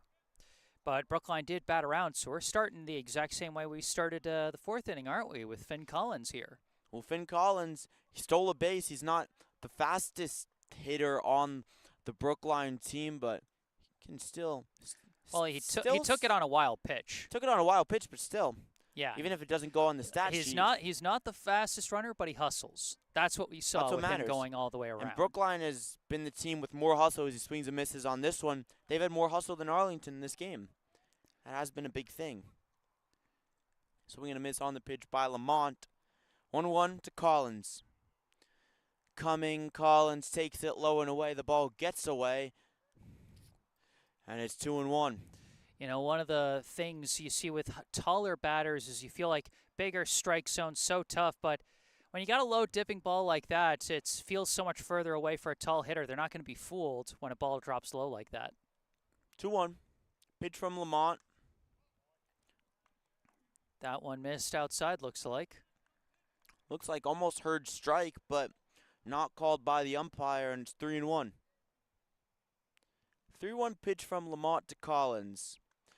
Finn Collins, little check swing, but he takes ball 4. And a leadoff walk for Brookline in the top of the 4th inning after a prolific third where they put up 6 runs. And Finn Collins has really been a tone setter these past couple of innings, getting on base no matter how you're going to do it, as a pinch runner is going to come in. Runner? Well, no, Collins is an extra hitter, so either he's subbing out for the game, might be possible, or it might be a one-time sub, which I know you can do. But either way, that's Harris Hodgson, number 10, running in place of Collins. Well, Harris Hodgson is a pitcher, so could be possible that they're subbing him in for if they take out Buckles eventually. It's possible. Seems a little early for that. I mean, they got a few different guys who have pitched before, but my guess is they're just subbing in a faster runner and maybe subbing in a new extra hitter to give him some plate appearances because they want to spread out the experience to different players. But we're just speculating here. We'll find out eventually. Exactly. These are all predictions or speculations. 1-1 pitch to Devin Chin, the speedster. I think that one was outside for ball 2. I didn't see the hand go up for strike. And he's someone who's been on the base pass plenty. Absolutely. 2-1. He's reached twice on a dropped third strike and a bunt single. Pitch from Lamont. Chin takes ball 3. Might reach on a completely different way. Might reach on a walk. It can be so difficult coming in relief, needing the time to find your control. He can do it so many different ways. Collins stealing. Chin hits it to the left side. The ball gets through. Collins stays at second. Runners on first and second base now for Brookline after the base hit from Devin Chin. Yeah, Hodgson was taking off for second on an attempted steal on that pitch, but Devin Chin hits a hard bouncer up the hot corner and could not be fielded there. Just goes for a single this time, but a very well hit ball. Now Keenan Sawada at the plate. He's bunting. Missed that one, Missed though. it for strike 1. And Sawada got the RBI single his last time up, driving in Finn Collins on that weird bloop bouncer up the middle that went past both middle infielders. And that might be one of the most weird, unique hits I've ever seen. Almost looked like he hit it off the ground. Yeah, boy, you cover enough baseball, you're going to see some weird things. Looked like something you'd almost see in Wii Sports, like one of those splitters that hits the ground, and then it just pops back up. Not only do I understand that reference, I deeply appreciate that. You're flashing me back to like my middle school, high school days when the Wii was first coming out. That's ball 2. Oh, we've lost one of the lights. Oh, no. It's unfortunate. Looks like they're going to play on.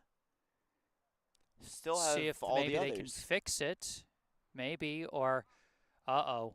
They call time. Oh, no, please. Oh, dear. If just one light goes out, I hope they're not thinking of calling it. If too many lights go out, they could end up calling it.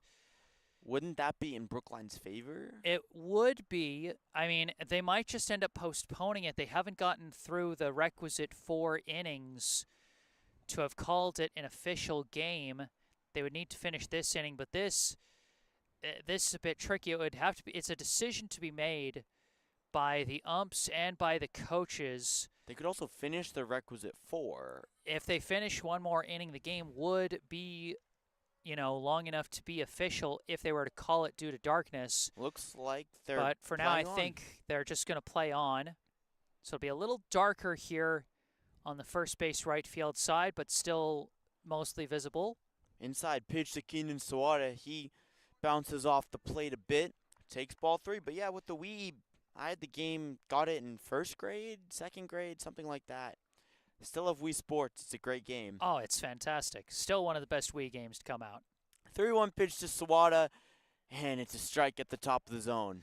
He thought he had ball 4, but instead strike 2, a full count here with 2 on and nobody out. 3-2 to Sawada. Pitch from Lamont. Comes in and it hits him in his backside. Bases loaded, no outs now for Brookline.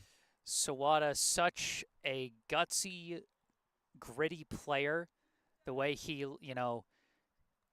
crowds the plate the way he does. That's his team-leading 4th hit by pitch of the summer.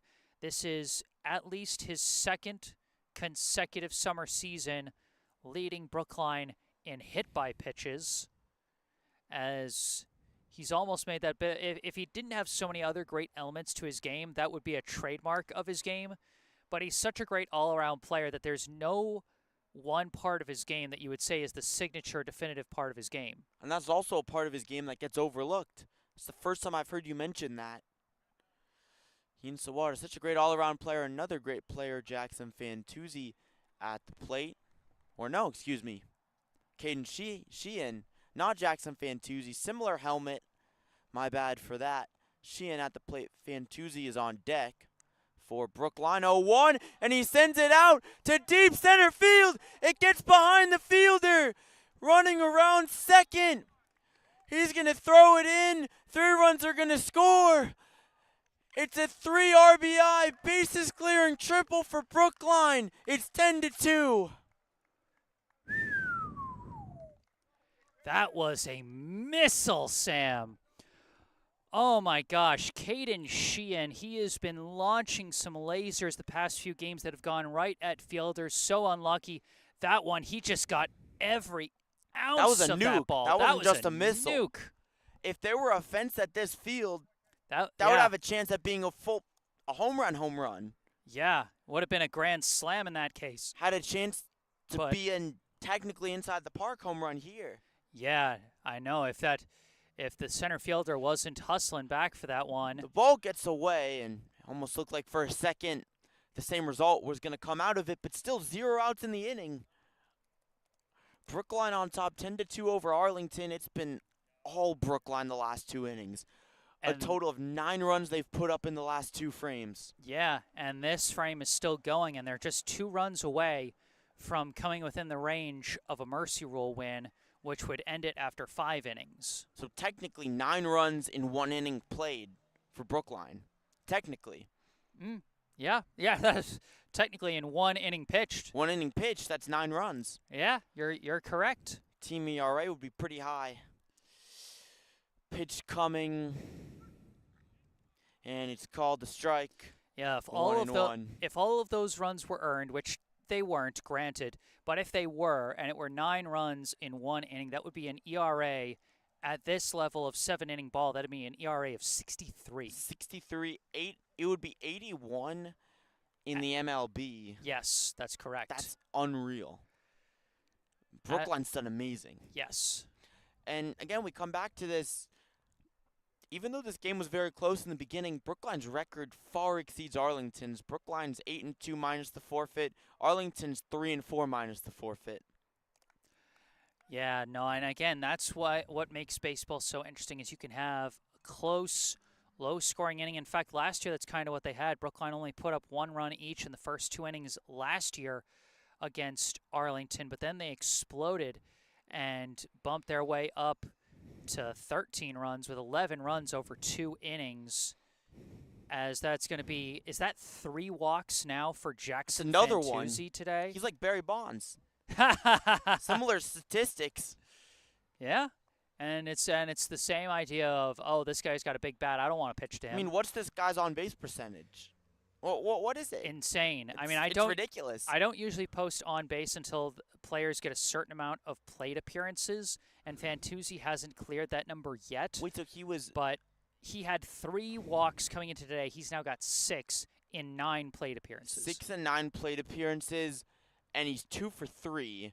Yeah. So that means he has an 889. 889 on base percentage. Yeah. That's like beginner mode on MLB The Show. It's like beginner mode on backyard baseball.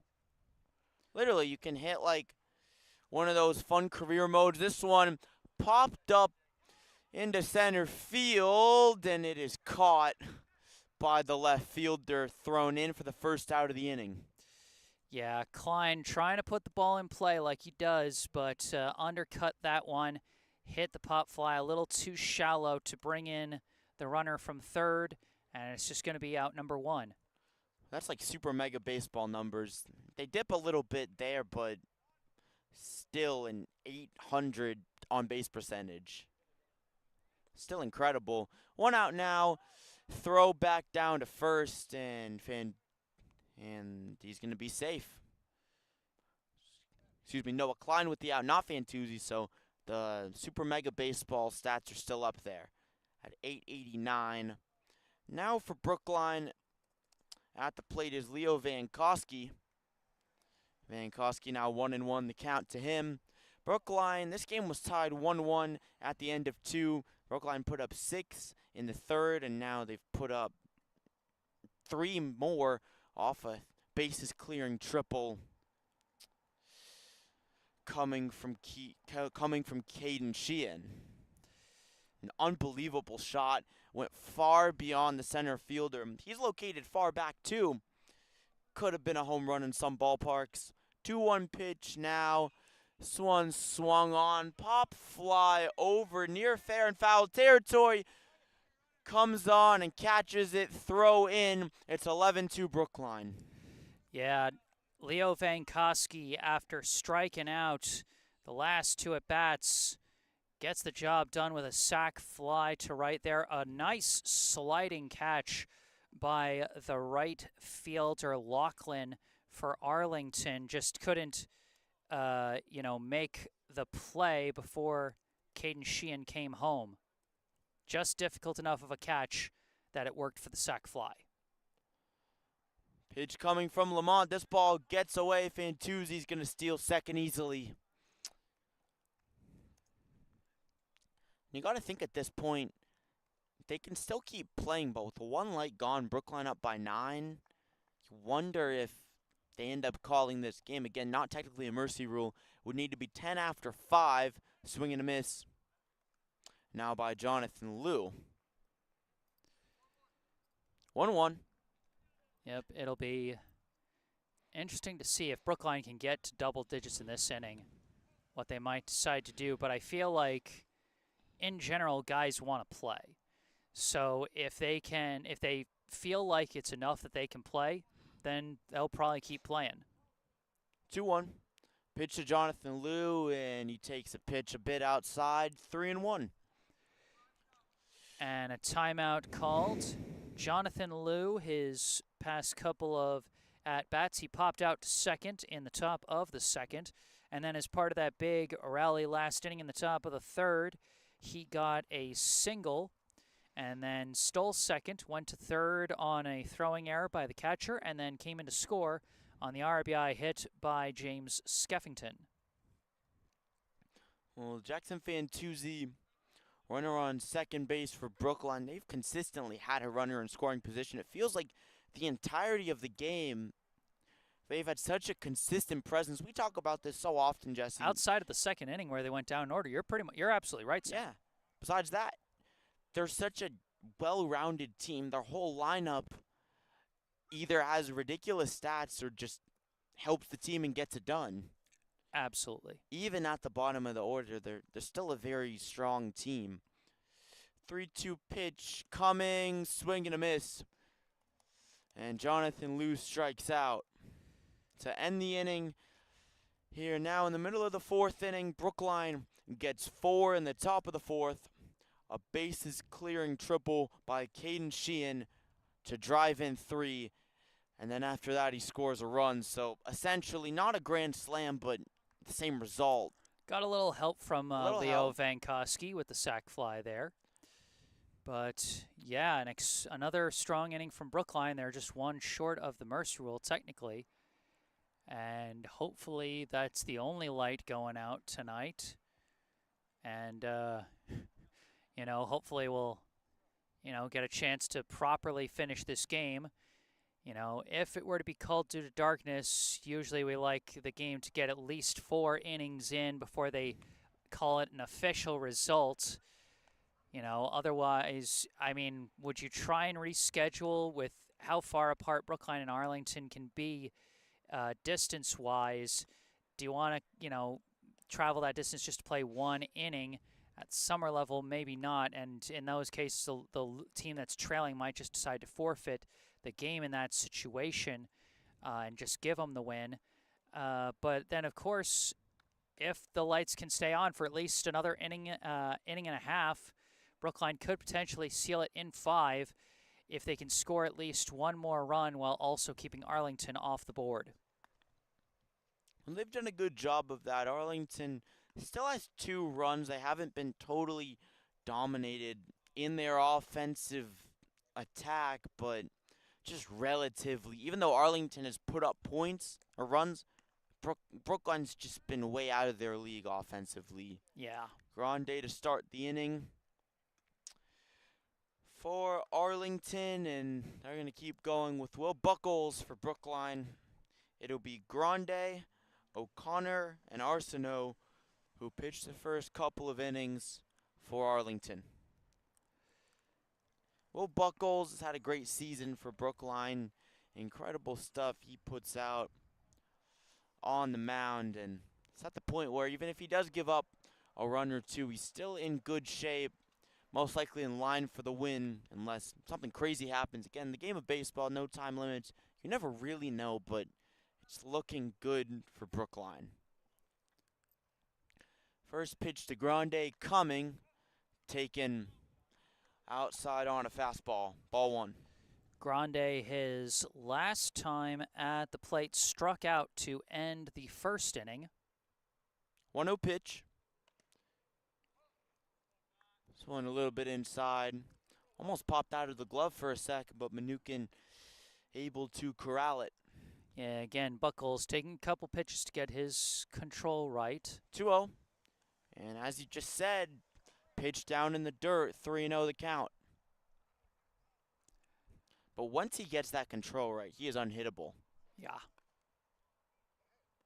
3-0. This one gets away, and it's a 4-pitch for Grande.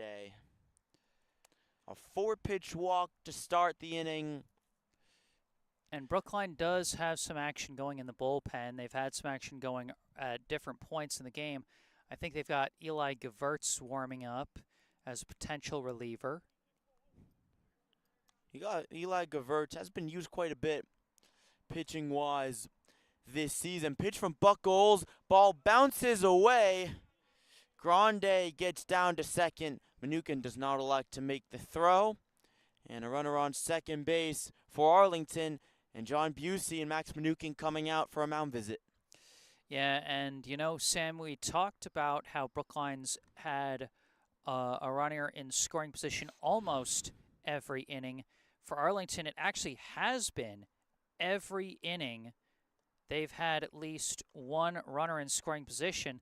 The only difference is it's only ever really been 1 or 2 runners in scoring position, whereas Brookline has been loading the bases in about 3 of the 4 innings they've played so far, everything but that second inning. And additionally, Will Buckles has done a great job with damage control when runners have been in scoring position, even if he struggles early in the innings. It's a strike in there to Jay O'Connor. 1-1 the count. O'Connor, his last time up, was hit by a pitch in the second. Went to second on a wild pitch. Went to third on that weird ground ball, but was left stranded at third. Pitch a little below the zone. Called ball 2. 2-1 the count from Buckles to O'Connor. 2-1. Pitch coming. Buckles. Mnookin trying to frame it for a second there, but he has to adjust. 3-1 the count. Pitch a bit outside.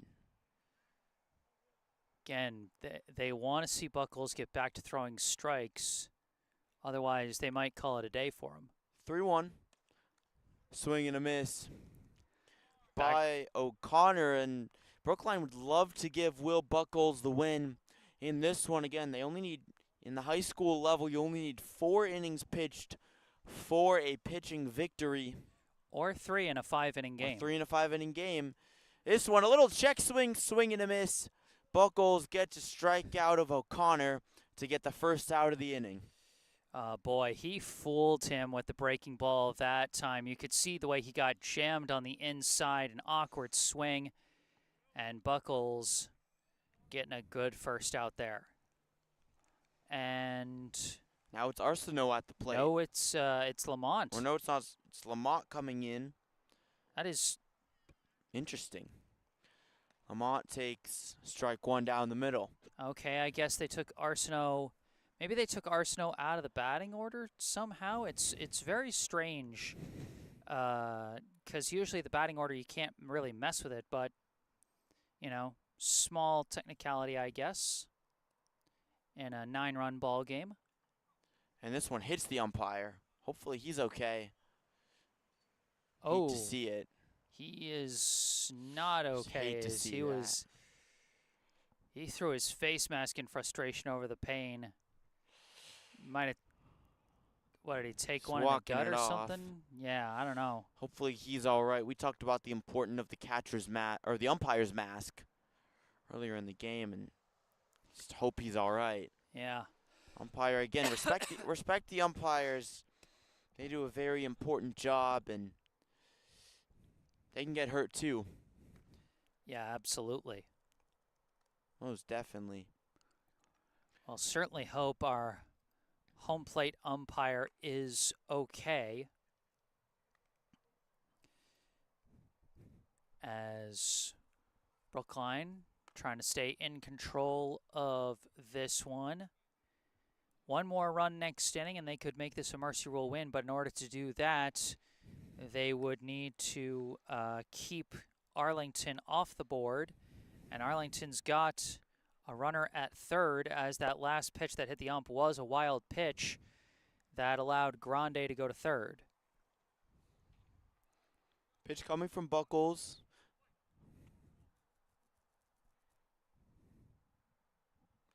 Waits for a second. Lamont at the plate.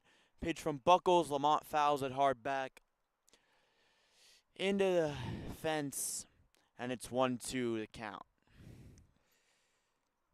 Yep. Brookline having a very good night against a weaker team in Arlington, but Arlington has put up a fight, getting runners in scoring position consistently every inning. Strike 3 called of Lamont. Buckles gets the strikeout. Boy, and what are you supposed to do when the pitcher can mix up speeds like that? His ability to keep throwing fastballs and then just huck over a changeup that comes right over the plate and leaves you completely frozen. Boy, isn't this such a Will Buckles inning as well? A wild pitch, a walk, but then he gets 2 strikeouts. He's able to weather the storm so beautifully. Now we'll see who is at the plate right now. Arnicke At the plate takes a ball up high. Just wanted to make sure because the batting order did get changed a little bit. I think they just skipped over Arsenault's spot in the batting order is what I'm guessing right now. That's what it seems like. 1-1 pitch. Coming from Buckles. Hard ground ball. Diving snag by Sawada, sliding in to grab it. But couldn't get back up to make the throw, and that's not Arnicke. That's number 3, who wasn't in the starting lineup, so we don't have a name for him. But he gets the RBI infield single there. Now 11-3. Brookline on top. Arlington's 3rd inning with a run scored. First pitch in there at the bottom of the zone for a strike. And you're right about one thing, Sam. Arlington has never scored more than 1 run in a single inning, as they have scored in 3 different innings. The same number of innings that Brookline has scored in, but Brookline's had some big ones. Brookline had a 4 spot and a 6 spot, as well as getting 1 run in the top of the first. Now at the plate is E. Laughlin. I assume, anyway. We assume, but most likely. Swing and a miss as he waits on that one a little bit. No, that's not Laughlin. That is number That is 20. That's 27. big man.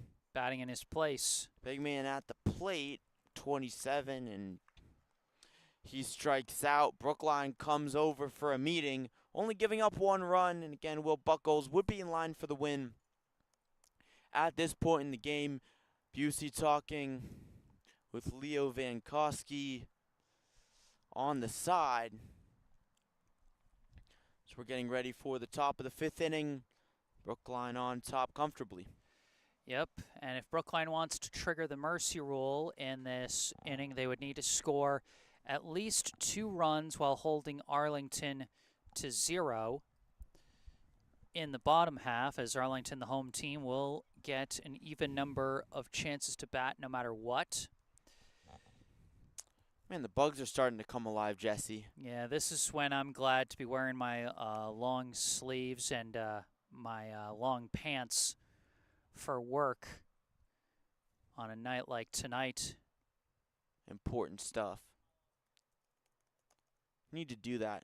Wear light, long pants. Yeah.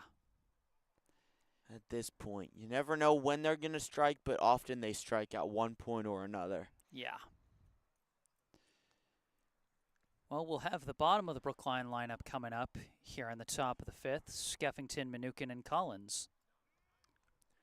James Skeffington reached on for Brookline. Again, thank you for everybody who commented in the live chat and is tuning in to this game and tuned in from earlier to watch this Brookline versus Arlington matchup. Here, the bottom of the order going. Skeffington, Mnookin, and Collins, and then assuming somebody gets on base, it will be Chin, Sawada, and Sheehan. Caden Sheehan, who hit that absolute nuke 3 RBI triple to clear the bases and add on to the lead for Brookline in the top of the 4th. And I just realized that depending on how they're doing the yep, I can Harris see Hodgson. Harris Hodgson is going to be batting in Hodgson place for Collins. of Collins, so they were making a substitution at their extra hitter spot to give Hodgson a chance to bat. Little meeting at the mound.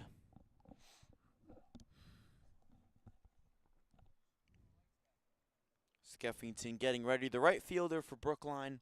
Brookline's had very sound fielding in this game. That's been a big difference. You saw on that play, Keenan Sawada had to make, even though he didn't get the out, he still blocked the ball, and that prevented more mayhem from ensuing.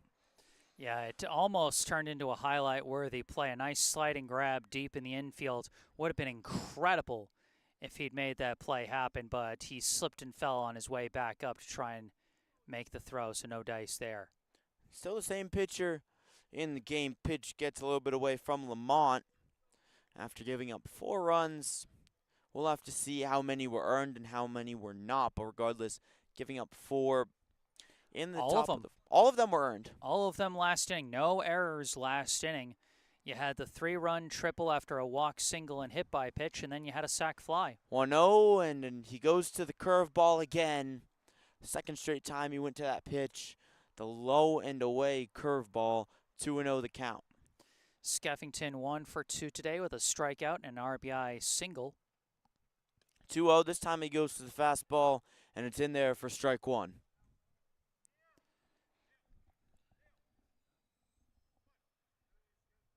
2-1 from Lamont to Skeffington. Lamont deals another fastball in there for a strike on the outside part of the plate. 2-2 the count.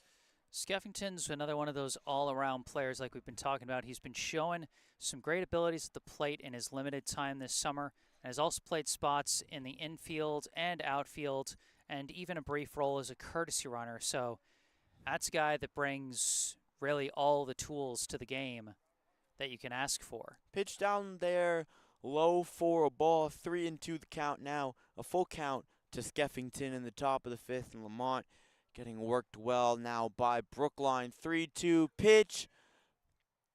Strike 3. Called strike 3. Way to locate from Lamont. to get the first out of the inning and a very necessary out with Max Manukin and then Hodgson coming up in the bottom of the order. These are important outs for him. Yeah, Skeffington thought he had ball 4 to the outside, but just inside the corner there for strike 3. Manukin 0 for 2 so far today with a strikeout and a ground out. Now at the plate, Max Manukin. The 1-0 count. Pitch from Lamont in there for a strike. Fastball right down the middle. Manukin, one of the only hitters that hasn't had an offensive impact just yet for Brookline. 1-1. Takes another strike, 1-2. Lamont really likes working those breaking balls in there, and when he's placing them well, they can be dangerous. 1-2 the count. Pitch, Manukin. This time he rips into it. Base hit to left field through short. And he gets on with a single. You know, you give a lot of these guys enough chances, and they're going to find the right timing and get their pitch. Manukin might have been slow to start offensively today, but he gets a nice base hit there as Skeffington's going to come in as a courtesy runner for him. Now here's Hodgson with his first plate appearance of the game now, hitting .071, 188 as an on-base percentage, and .071 slugging. First pitch down in the dirt for ball 1. 1 stolen base for Hodgson, 2 runs, and 1 RBI. So not necessarily a hot start, but again, a good player, and it's just a matter of at-bats for him. Yeah, he's a young guy, still got a lot of growing to do, and he's shown some great abilities in other aspects of the game, particularly on the mound. He's had, one really nice appearance on the mound, showing some potential for what could be. And this one at the top of the zone's called a strike. Gotta fight off all the mosquitoes. You're lucky. You have long sleeves. 2-1. Pitch way high and called ball 3. That was a good snag by Sousa, that was a great snag. though. Highlight real catcher play. Yeah, at the very least it saves a base, as Skeffington would have taken second if he hadn't reached that one. Those are the little things that you don't see. Now Skeffington going down to second. He's safe. Another runner in scoring position for Brookline. Yeah, good jump on that pitch from Skeffington that time. Hodgson took a big cut at it, which, interferes with the catcher just a little bit and helps your teammate along. Pitch coming. Hodgson takes it way inside. Skeffington jogs down to third base. And Hodgson's on with a walk. Runners on first and third for Brookline. Yeah, it had to have been a walk. If it had actually hit him, it would have been a dead ball, and Skeffington would not have been allowed to advance. But he gets to advance on the wild pitch because it was a walk, and a walk's not a dead ball. 1 out in the inning, top of the 5th for Brookline. Looking to get the mercy rule, and the top of the order now due up in Devin Chin. Chin, first pitch swung on to left field, caught by the left fielder. Runner Skeffington wanted to come home, but a very sound throw in. He gets it to the infield. Everybody stays. Yeah, you want the ball to be a little bit deeper than that for a sac fly, and not to be a line drive that allows the fielder to already be in position to make that throw. Plus, Skeffington kind of slipped when trying to make his break for home. There was no chance on that play. Keenan Sawada at the plate.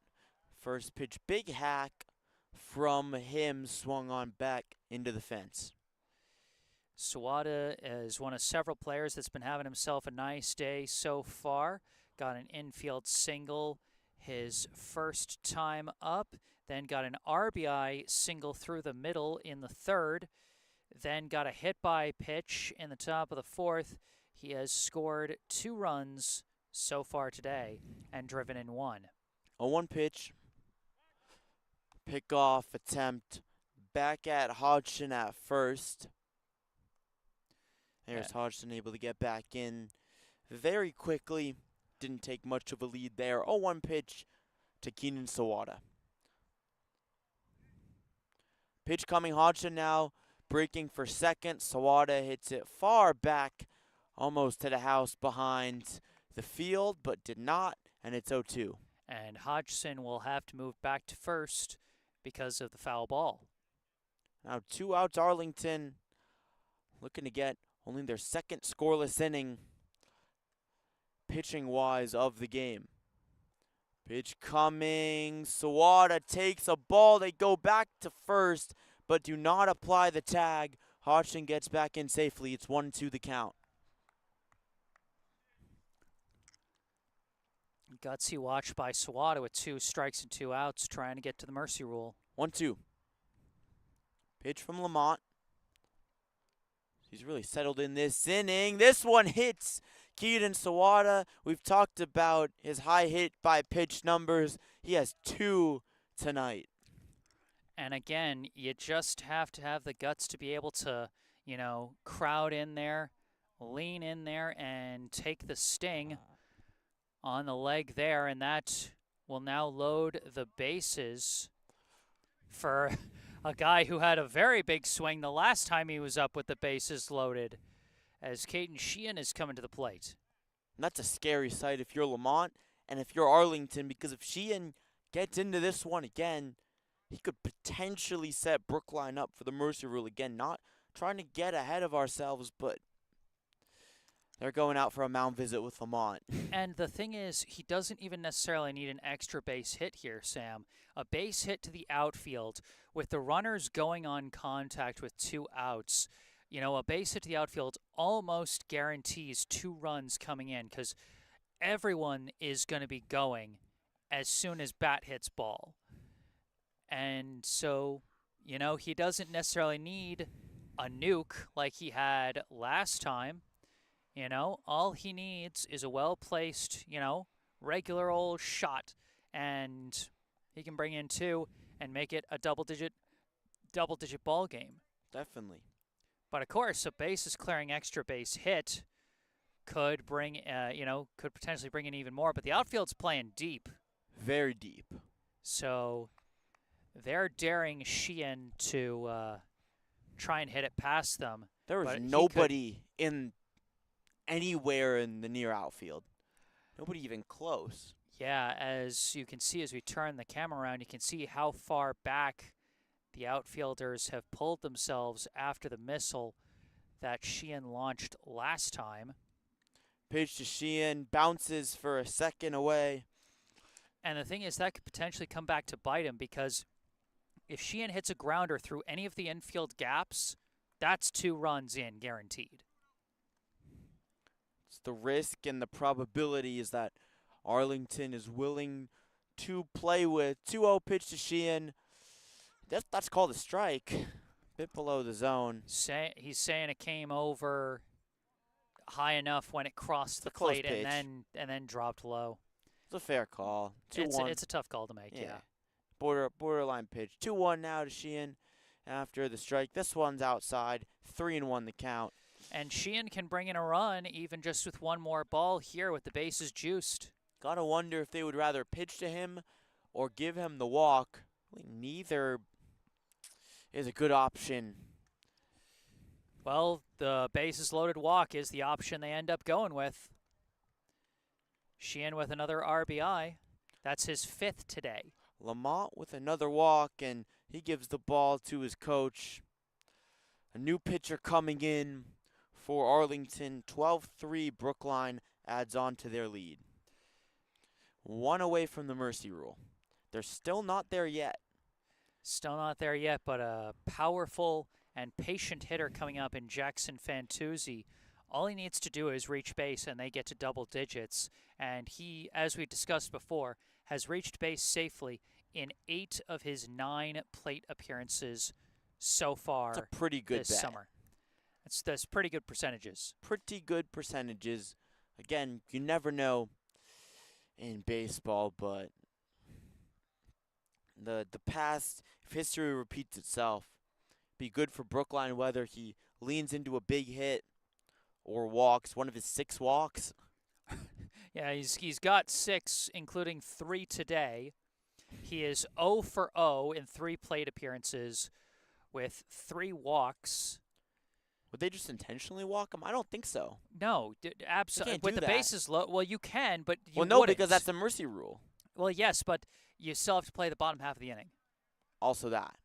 Yeah, but you absolutely would not issue an intentional walk with the bases loaded. I can't think of a scenario. I don't think so. Not even with Barry Bonds. Yeah, even Barry Bonds, I feel like you would at least play the percentages that you could get him out. Because you are more likely still to get him out. Well, Fantuzzi, not necessarily, but that's been in part because of the walks. It's such a small sample size. He's only put the ball in play 3 times. That's true. 2 of them have been rockets for extra base hits, and 1 was an out. It's been a very silly summer for Jackson Fantuzzi numbers-wise.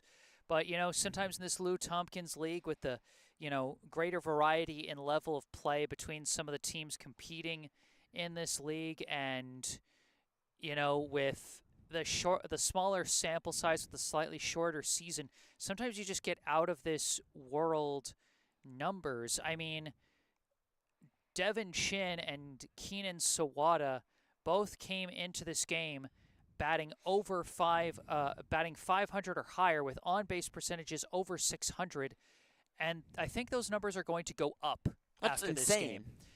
And yeah, and I've seen days where there's a player who goes 2 for 3 at the plate and their batting average goes down. I've seen silliness like that. Wild. There have just been some days or some guys whose their numbers get up so high, especially on base guys like Chin and Sawada. They've put up some very, very silly numbers in summers past. And it's just been such a treat to watch them, as this is going to be their last summer season before aging out of this 18 and under league. Well, Jackson Fantuzzi, a player that will not age out of this summer league this upcoming year. Still has 1 more year to play. Rising junior at the moment, and he takes a pitch that gets way away, popped in the air, and recovered by the catcher for ball 1. Yeah, the runner at third, Hodgson, was not thinking about taking off. It's a small distance between home and the backstop. It would need to take a special kind of ricochet to bring a runner home. 1-0 pitch to Fantuzzi. And this one's up high. Ball 2. Yep, and we forgot to mention that on the mound now is Badua, number 12, as he takes over for Lamont here. 2-0 from Badua to Fantuzzi. Pitch from Badua. Little breaking ball just above the zone. Tried to dip it back in, but it hung up a bit too much. And it's ball 3. 1 ball away from the mercy rule now. 1 ball away. They have to throw a strike. Swung on by Fantuzzi, swinging on 3-0, and it goes far back. Boy, you talk about a confident batter who wants to hit the ball swinging on a 3-0. And a batter who has 6 walks. Yeah. In limited play, in 9 plate appearances. Yeah. 3-1 pitch from Badua.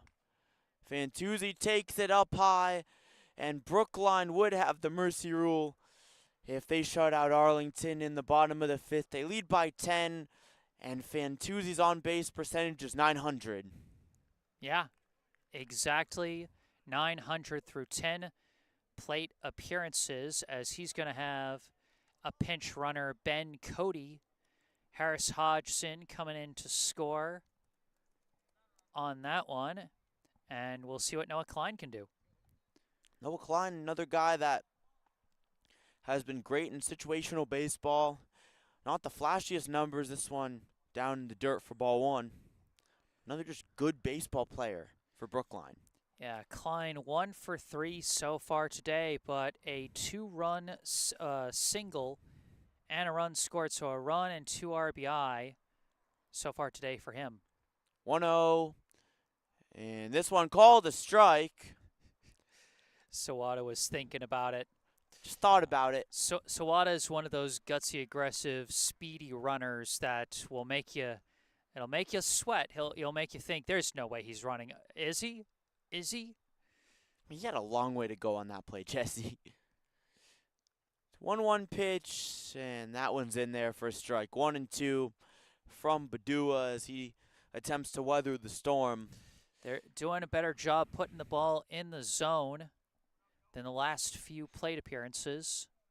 1-2 decline. Timeout, I think, was called by Klein there. Just try and recenter himself. 1-2. Outfielders moved in substantially. Now it's Sheehan not at the plate. 1-2 pitch. Klein takes strike 3, and that ends the top of the 5th inning. Brookline strains the bases loaded, but they get a couple runs. They get 2 in the inning to give them the chance to mercy rule Arlington if they do not give up any runs in the bottom of the 5th. Yep, they did just enough there, and most of it off of free passes. Back-to-back bases loaded walks. Just one base hit for Brookline in that inning, combined with 3 walks and a hit-by pitch. And that just shows you've got to throw strikes. You know, throwing strikes is everything. You don't want to give anything free to your opponent because they'll take that every day. And we have a new pitcher coming on, trying to finish the job here and possibly trigger the mercy rule. And classmate of yours, if I'm not mistaken, Sam. Yep, Spanish classmate, family friend as well. Eli Gavertz, 4 games, 7 innings pitched, 1 earned, an ERA of only 1, and a .57 whip, 6 strikeouts. He's been very effective as a reliever in his appearances. Closer, you see him with a little bit of a sidearm delivery. He doesn't have that many pitchers, but yeah, just kind of the classic fastball, slider, curveball you're going to see from him, but his delivery is quite unique, and it's done very well this season here in the Lou Tompkins League. And he'll be facing the top of the order as Brookline subs out Buckles before what I believe would be his 3rd turn through the order, trying to close the door with giving a different look to the Arlington hitters, as it will be Badua, Marshall, and Sousa. And also, Buckles will be in line for the win, assuming Brookline finishes this one off. Again, you can't say it too early. It's not over till it's over, but it is looking good for the Brookline Blue right now. And Gavertz is getting ready to go against the guy in the red shirt at the plate. Pops out of the hand of Minukin. Up top, a slider from Gavertz for ball 1. Yeah, is he batting in place of Badua? Because Badua was due up next after the guy who took the place of Lachlan. It's been a little funky with the batting order. Guy at the plate takes another slider from Gavertz inside for ball 2. Again, you can take your time finding your control, but don't take too long. 2-0. This one in the strike zone and a big cut and a miss. Gavertz going again to the breaking ball. He's like that early in these at-bats. In this at-bat. 2-1. Pitch from Gavertz. This time he ups the tempo and it's fouled off. 2-2. Like we've been saying all night, Sam, a guy who can mix up his locations, mix up his speeds, is going to get things done on the mound. 2-2 pitch. Pitch from Gavertz. Curveball. Nearly breaks into the zone, but it's a little too inside. 3-2 the count. Full count from Gavertz. To the batter. Swing and a miss. Fastball revs up on him, and Eli Gavertz gets the strikeout on his first pitching appearance against the plate hitter here in the bottom of the 5th. And it looks like Badua is next, so they just added an extra spot to the bottom of the order with that numberless player. Little strange, but they skipped Arsenault, so I guess he took Arsenault's spot, and they just moved everyone up one spot in the batting order. Makes sense. Just late in the game. Hmm. Substitutions. This one swung on to right field. Hodgson going back, and it's in foul territory. 1-1. Yeah, we couldn't really get a good view of that one with the camera because of the pole, but that just tells you it was out of reach. Would have been an unbelievable play if he was able to get to it, but Oh my goodness. just a bit too far. Wonder if it would have counted too. I don't think they have it like. I think it might have still been in play with where it was. It was close to out of play. It's I feel like if it's hard to out of say. play and you make the catch, considering the field, it should be still an out. It's like Maybe. thought of as an impossible thing, and we'll have to look at the rule book more. 1-2 the count to Badua. Pitch coming from Gewurz. Eli Gewurz, big breaking ball, low and away for ball 2. Yep, mixing in those breaking balls, but sometimes just break a little too much on them. Just a bit too much break. Tried to set it up with the fastball.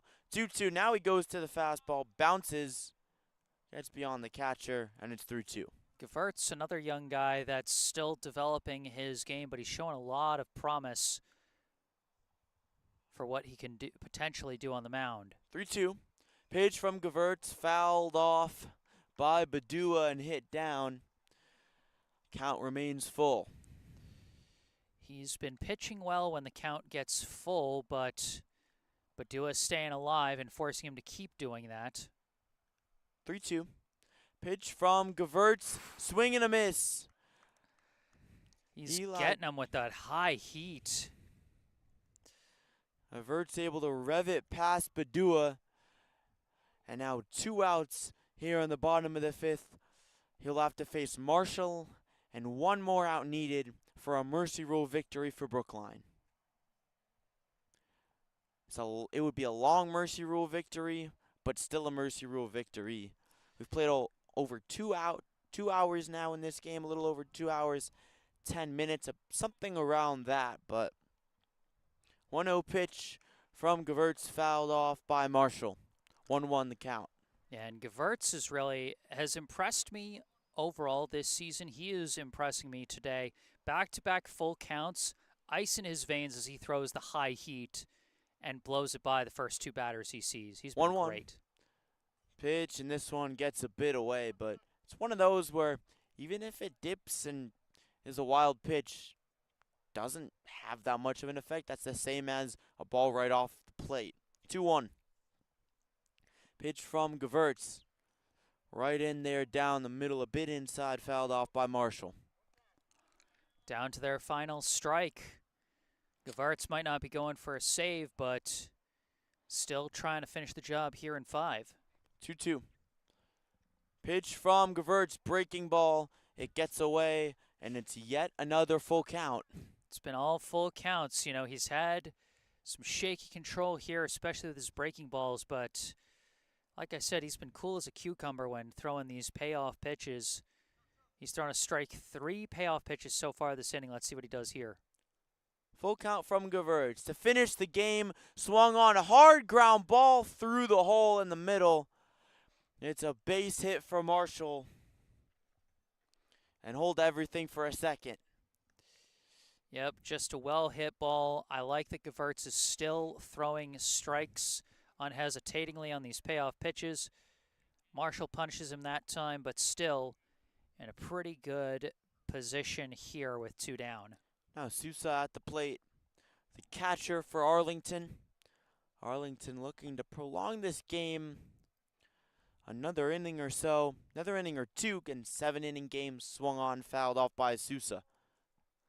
7-inning games, Brookline would get the victory if Arlington does not score here in the bottom of the 5th due to the 10-run mercy rule. Here with 2 out in the bottom of the 5th inning. Pitch from Gewurz to Sousa. Sousa, big swing and a miss. Throw from Manukin down back to first.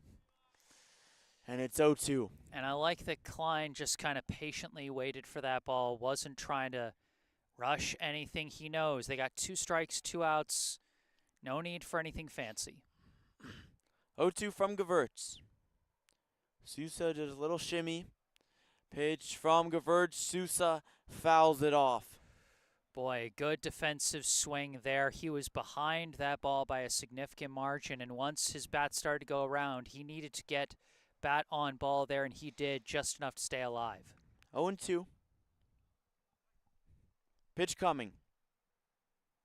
To win the game, Gewurz swung on, little roller towards third. Vankowski can't make the play. And now runners on first and second for Arlington. They're not backing down. They're not making this easy for Brookline. And now they got a runner in scoring position. Again, they only need 1 run to continue this ball game. A base hit to the outfield could continue this game and put an end to the mercy rule. Now at the plate is Wallets. And he's had 1 RBI hit already today. Eli Gewurz, another well-played appearance at the mound, on the mound for him. Just the ball went the ball in a bad didn't go spot. far enough. Yeah. He's been pitching well. He's just had a couple of batted balls that have gone in places where fielders couldn't get them. But Dua, it looks like he's going to run in place of Sousa. Exactly. Sousa just hit it a little too soft. Perfect along that third base line, almost as if it was a bunt. Acted in a similar way. 0-1 pitch to Wallets. Brookline looking for the mercy rule. He takes a fastball down low from Gewurz. It's 1-1. Bottom of the 5th, 2 outs. Brookline on top of Arlington, 13-3. 1-1. Pitch from Gewurz up and away. Ball 2. Yeah, just got to keep attacking the zone. He keeps getting himself into these full counts from throwing some of these fancy pitches that keep missing. 2-1. Hounds another one. A breaking ball. He struggled to control the breaking balls up and away. But when he's had command of his pitches, he's been very effective. 3-1. Pitch from Gewurz, taken upstairs. It's a walk for Wallets, and the bases loaded for Arlington. Boy, Arlington continuing to fight down to their last out, and Coach John Busey going to come out to try and settle down his pitcher. As, you know, when you see a guy give up 2 hits when he's doing well and throwing strikes, and then he gives up a walk, that tells you that those hits are starting to get in his head, and you don't want him that far into his own head. You want him present in the moment, throwing strikes. Exactly, and when Gewurz has been throwing strikes, as he got the first 2 batters out, he has great stuff. Grande at the plate, looking to keep this one alive for Arlington, and there's a strike right there. 0-1 the count on a fastball from Gewurz. He needs to throw the fastball, make sure that strikes come in. 0-1. That one just missed. Just off the plate. Just off the plate from Gewurz. 1-1 the count. 1-1. Up and inside. Yeah, that was a fastball that just got away from him. You could see it just came out too early out of his hand. Just release a bit early. 2-1. Pitch from Gewurz. Swung on. Infield pop up. And this one is over. Catch is made in the infield. Brookline wins it. A mercy rule victory, 13-3 over Arlington, and a dominant showing. And that just says it all, doesn't it? I mean, we talked about how it was kind of a slow, close start, but then once Brookline found their rhythm, they were borderline unstoppable offensively. The big 6-run inning in the 3rd, add 4 more in the 4th, and then 2 more in the 5th to exactly trigger the mercy rule, and Arlington gave them not a bit of a scare that they would come back, but a bit of a scare that they would end the mercy rule.